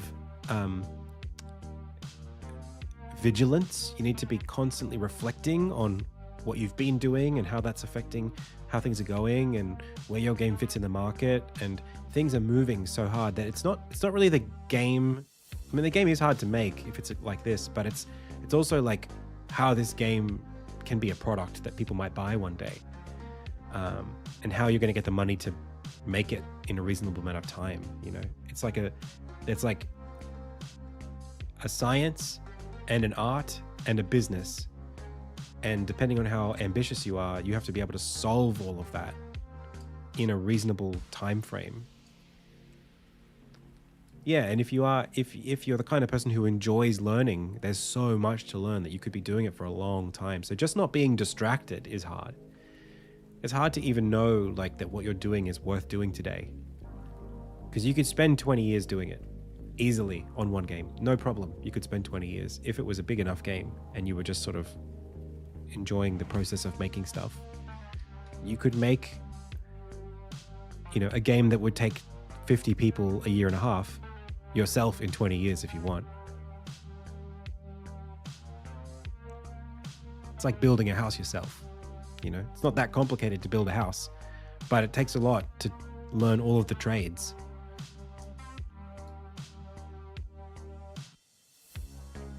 Plumbing is not that difficult, but you still need an apprenticeship.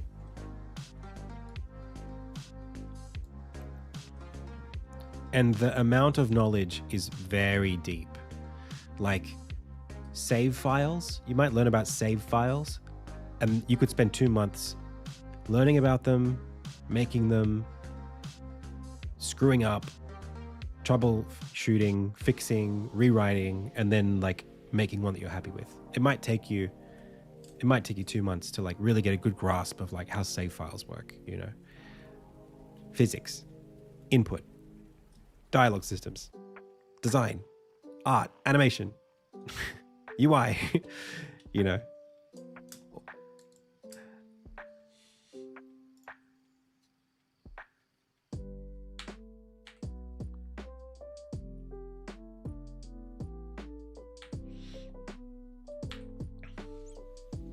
Okay, we've got extra health.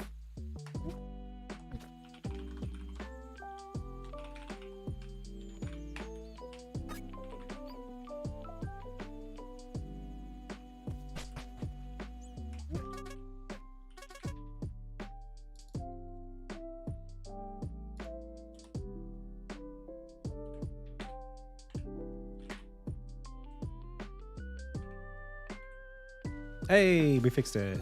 Hooray.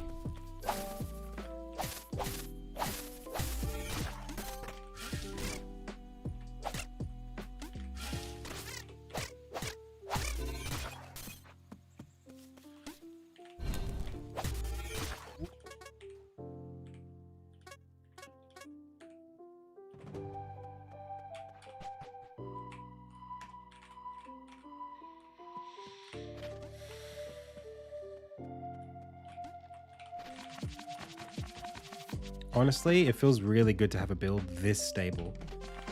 Like, this is the most stable build I think we've ever had. By a long shot, actually.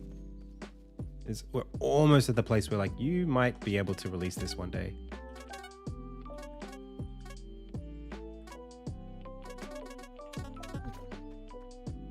Almond's looking a little shaky there. I don't love that. Like, if the game is not crashing and people's saves aren't getting deleted and people can't get soft locked, we've got a game. Yes, the toasts, they didn't get screwed up. Yay. Oh, I'm so happy.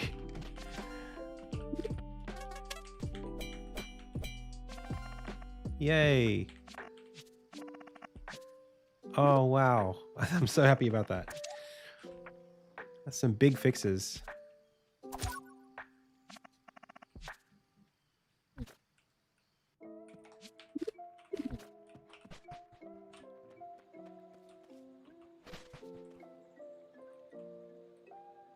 Oh, hello. Uh-oh.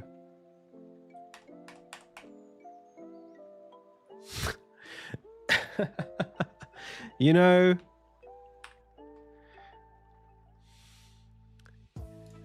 how to speak too soon.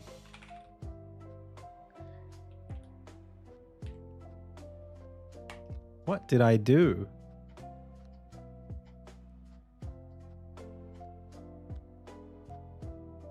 That's a lot of logs.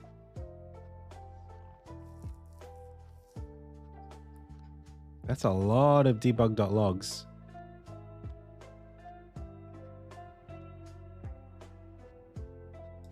What logged first? What went wrong? Bro.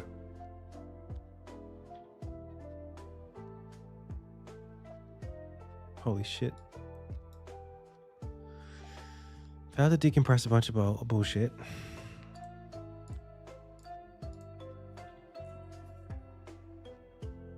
Mm-hmm.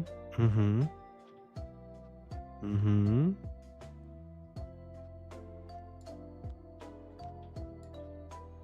Sure.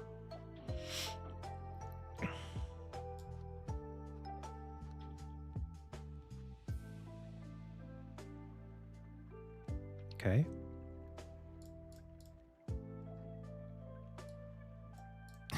I don't know what that means. Okay. Okay. Okay. Something here didn't like. No, higher up. Something here. Assign CRT. Oh. Oh, that's the new thing I just added. That's good.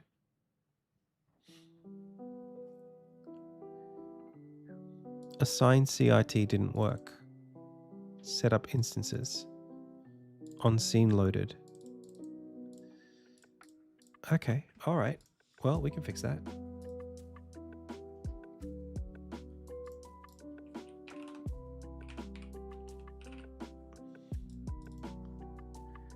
I'm not really sure why that would go wrong.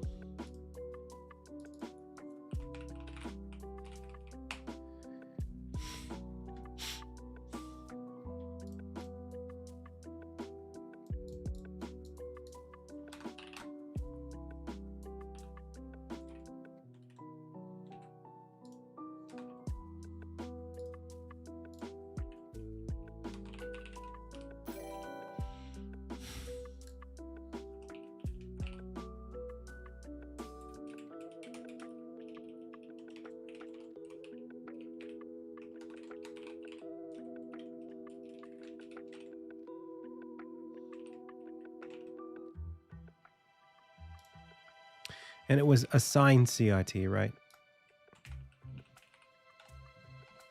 Yeah, that's the first thing that went wrong.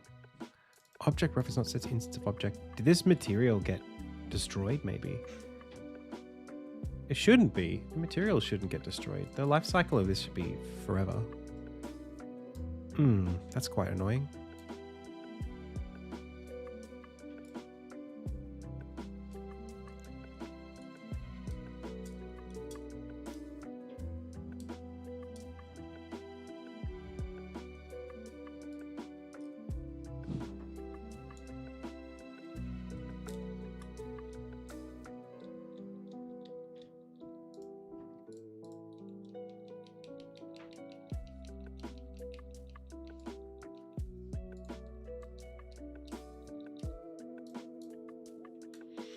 It could have been something like...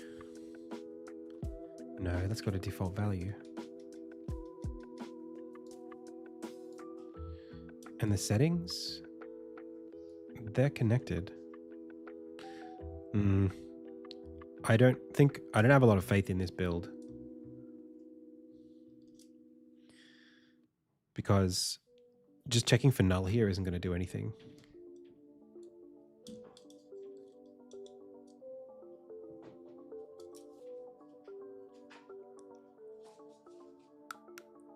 I should have logged it.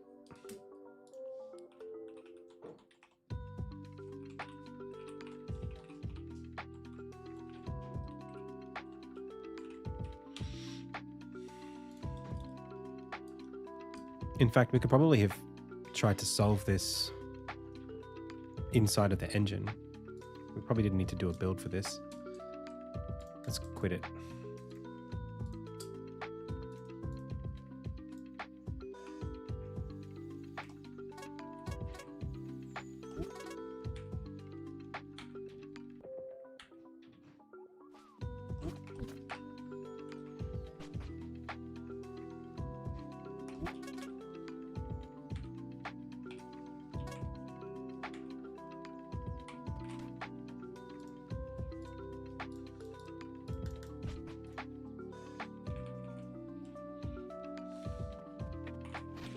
I mean, look, I wish you all the best. You should definitely get into game dev if you're interested. There's nothing wrong about it, and it's beautiful. It's an amazing thing to do. It's going to test you and push you. And, you know, you have my blessing. All I would say is, before you know how deep you want to go, just start small.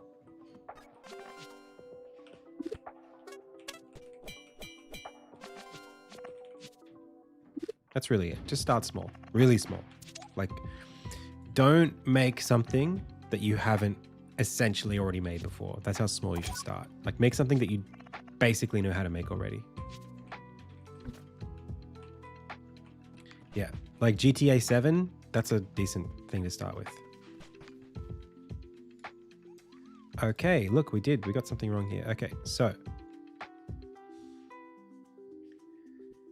Whoa. How does this break on us? Whoa.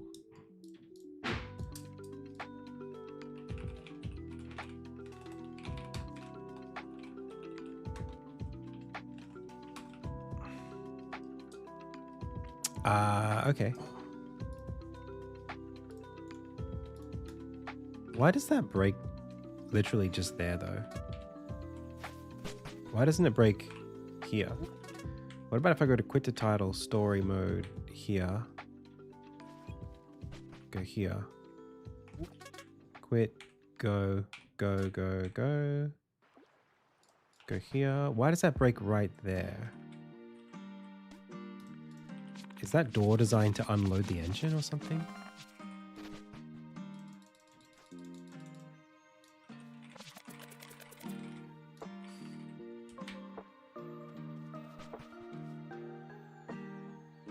No problem. Try again.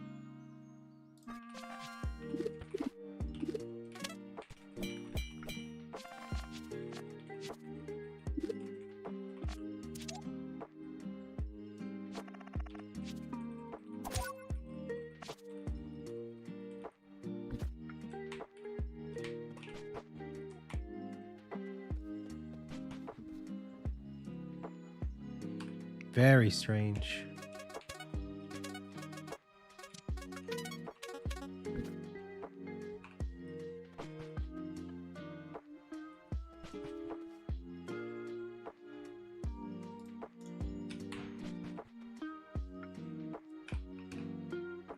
I don't know. I don't know what caused that.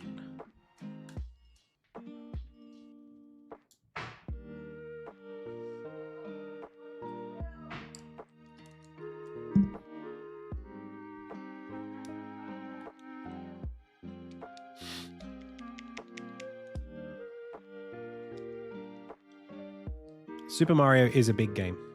Yeah, even Super Mario. Small is like Pong. Go, you know what you should do? Here's a test. If you want to make games, what you should do is make a game from every decade, starting from the 60s. Once you've made a game that could have been made in the 60s, make one that could have been made in the 70s, then the 80s, then you can worry about the 90s. Like, don't even worry about NES. That's 1985. In fact, make it more like 5-year jumps. Make Pong, then make Asteroids. Even Asteroids is gonna stump you for a while. But if you start from Pong, maybe you could do Zork, you know? Keep it like graphics free almost. Then you can do Donkey Kong, you know? Then Super Mario Brothers. The original Donkey Kong with just like the one screen and the monkey in the top left and the Jumpman Mario in the middle of the screen. Do that before you do Super Mario Brothers. Because at least you don't have to learn about scrolling cameras.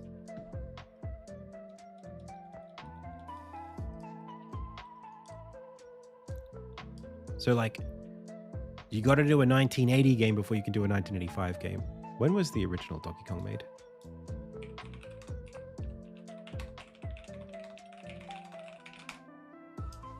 $1981. Yeah.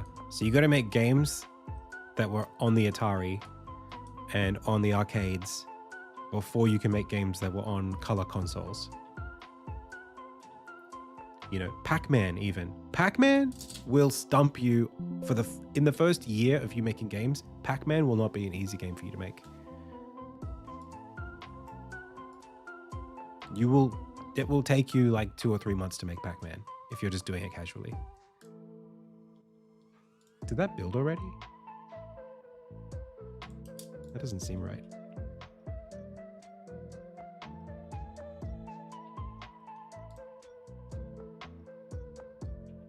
I'm traumatized by this. How did that... Was that running? Did I ever build it? I'm concerned.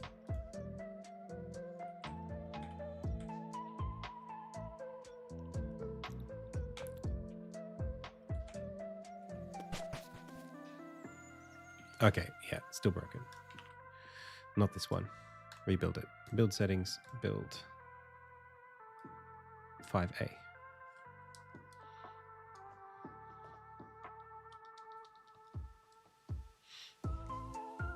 I probably won't do Global Game Jam.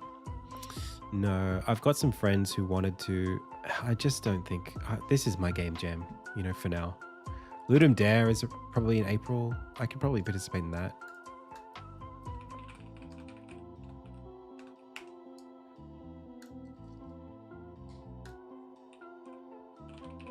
Although, I've always had issues with Ludum Dare.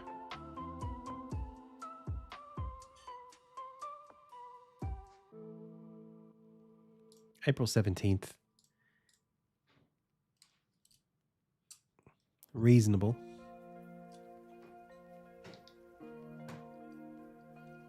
Still 100 days away. Any jams coming up?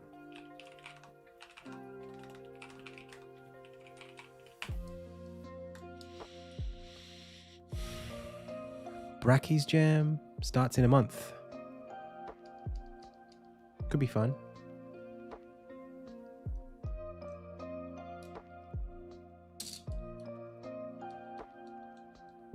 A week is a long time though, man. Who's gonna take a week to make a game?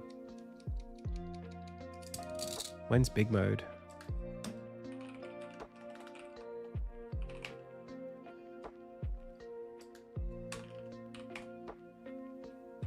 '25 was February 2nd. Ah, that's pretty good. If that's just around the corner, I'll do that. But is that also a week? Oh, from January 25th to Feb. Oh, okay. And it was a week. Okay. Dude, you can't see who won?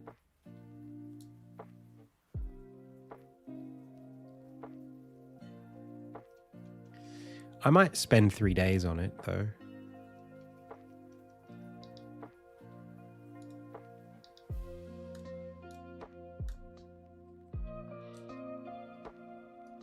Well, you know.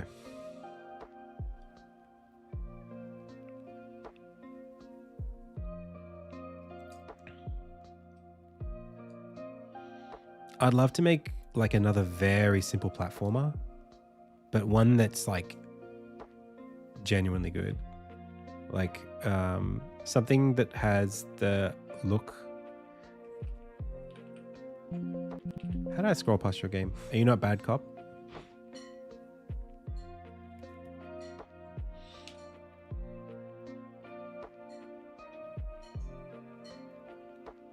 Number 3 on theme. Oh, sweet. Clark the Spark.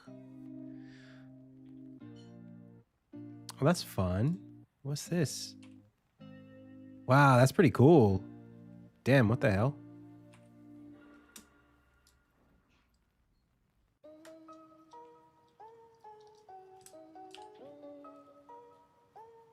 That's sick.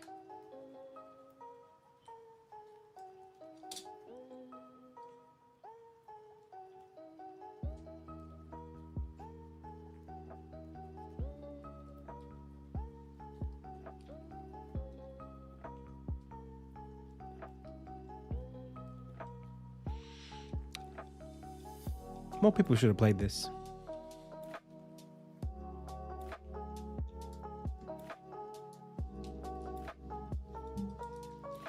I want to make a game that looks like...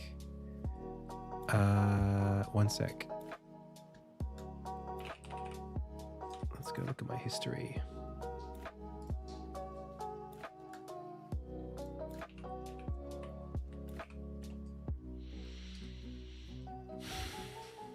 So Noggin was the game I was looking at.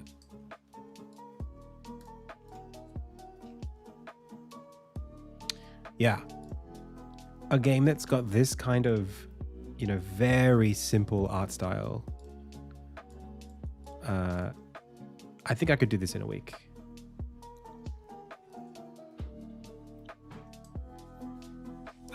Like Game Boy, original Game Boy. Hello. Yeah, I'm ready for you. What do you need me for? Cooking. I'm going to do the cooking. The meat. The salad's done. Okay. Well, I'm going to finish this build and give it a quick test, and then I can come have a look.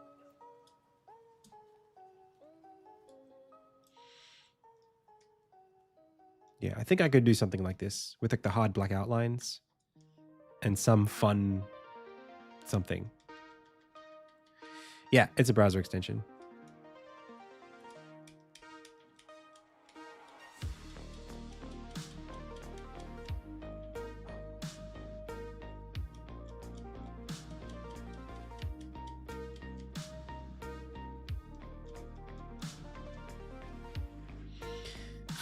I mean like a core mechanic that makes it not just a platformer.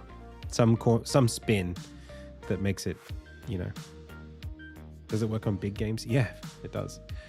$100 million.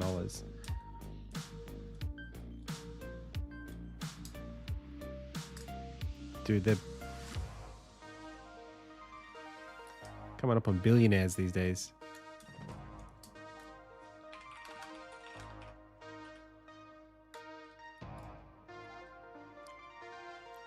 Ooh, mixed reviews. Still 81.6 million. 86.1. I can't read.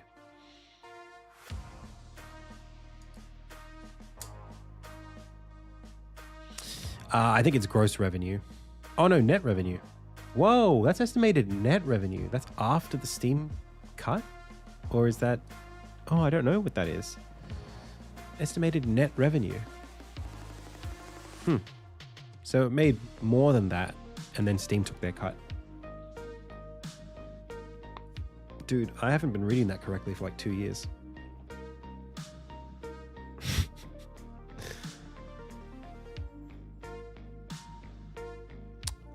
It's something. I don't know if it's SteamDB, but it's some extension.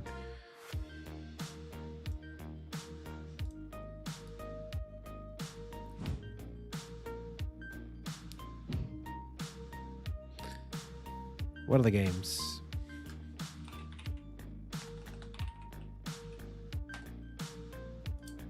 Owlboy made 1.7.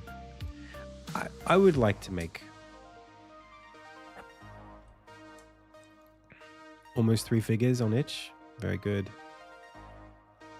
I think I'm in the. I think I've cracked that 4th figure myself. Not by much, but I'm a 4-figure gamer, game dev.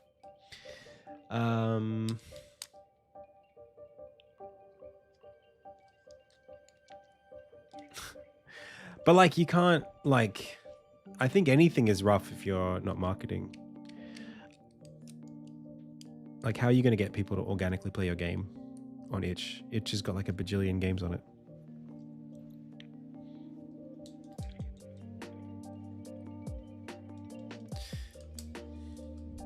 Counter-Strike?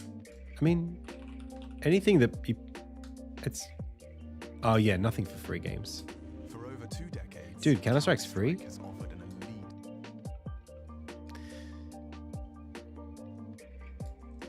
Yeah, what browser is this? Chrome. Stock Chrome. So yeah, I mean I'd love for Insignia to make it like $1 million. I mean we've got an alpha testing demo you can download right now, yeah. That's what I'm doing, that's what this is doing. This is launching a new version of the demo. It's building it into an exe.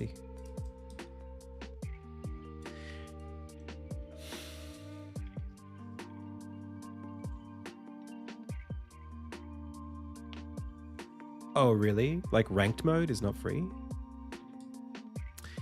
Yeah, I don't know why it's taking so long.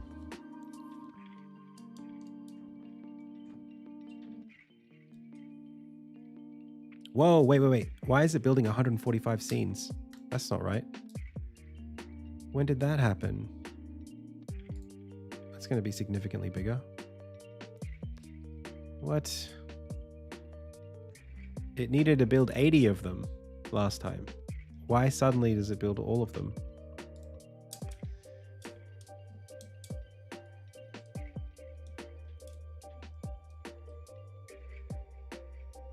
I know. Well, you know.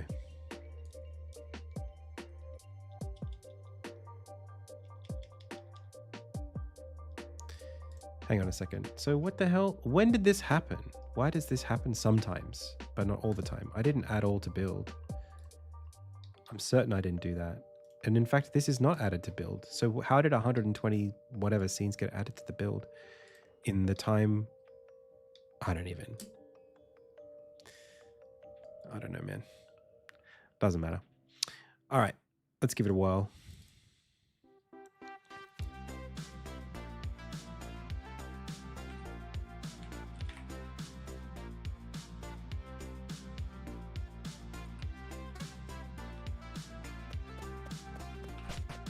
Engine dev? Not really. No, I've got a mate who is pretty savvy with that kind of stuff, and I think I'd leave it to him. Like, I'm not going to gain anything learning how to build engines unless the game I was making was like an engineless game. Oh, the strats. The bunny hopping. We got it that time.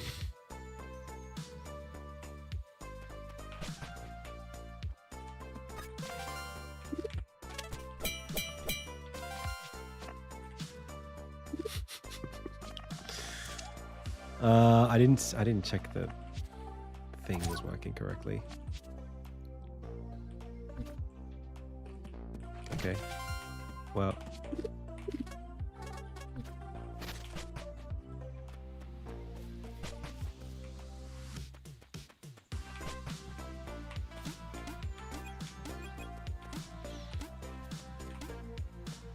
Let's talk to you. Let's buy ourselves a Kartoffel.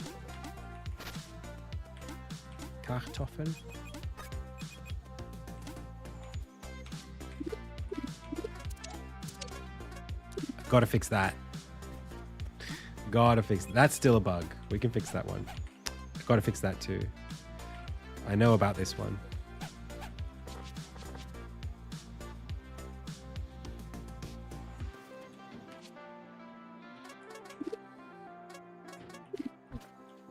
I mean, so far, everything's still working pretty good.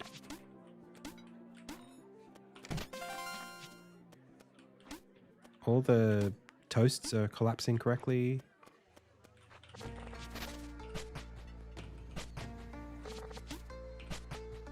I think we're good. I don't think anything that we've done has broken anything.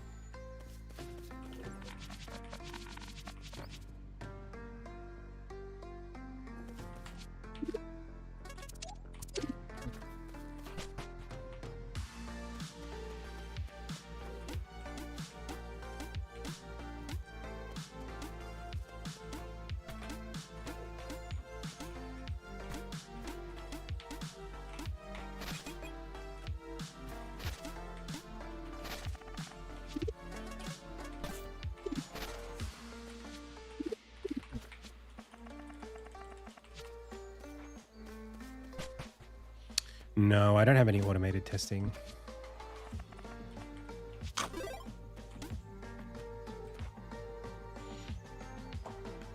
Still got to put a lot of the story in the game, but I know what the story is.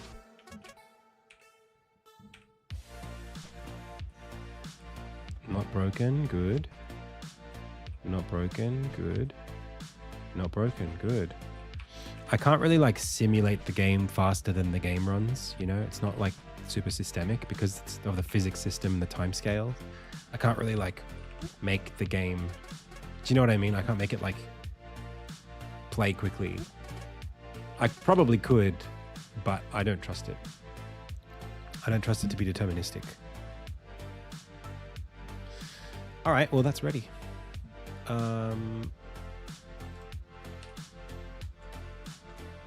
Compress to zip.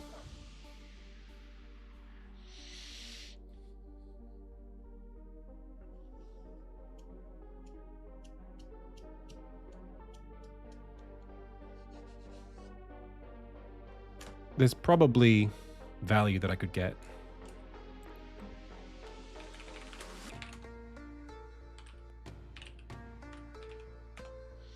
From like setting up, installing, instantiating.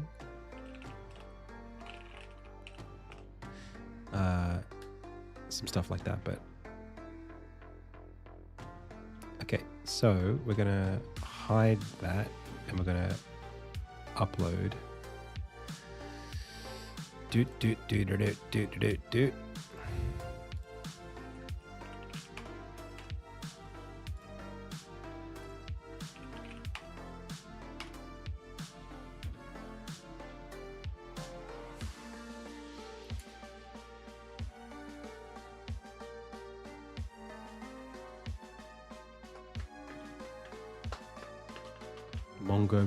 MongoDB.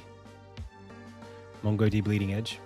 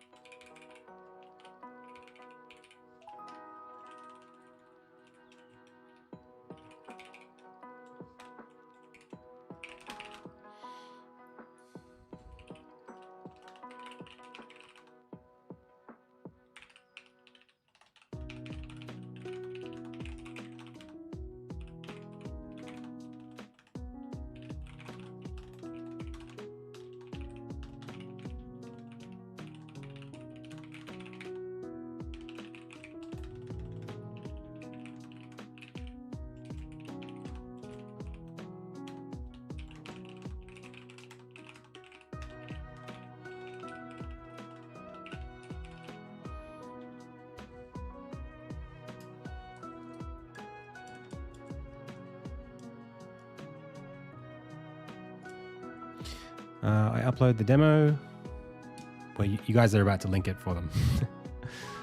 Okay. Almost ready, chat.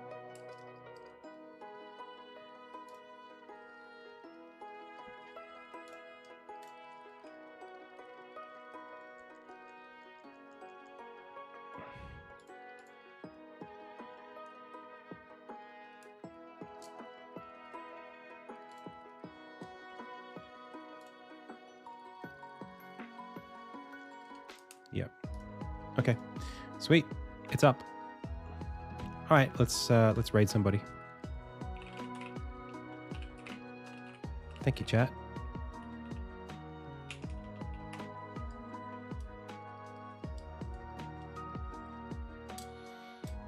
$150 viewers. Very good. Where are we dropping?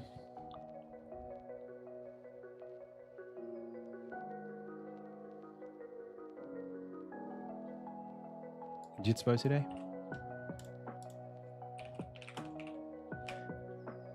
Thanks, everybody. It was a pleasure. I will catch you all very, very soon. Catch me on the wish list page for the game. You can also download the demo, obviously, that I just uploaded.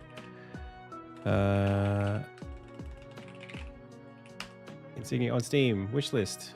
Hit the button. Thank you, everybody. It was a pleasure. As always, I've been Adam. You've been the Pixel Pals. This has been the Indie Tales Game Dev live stream. Until next time.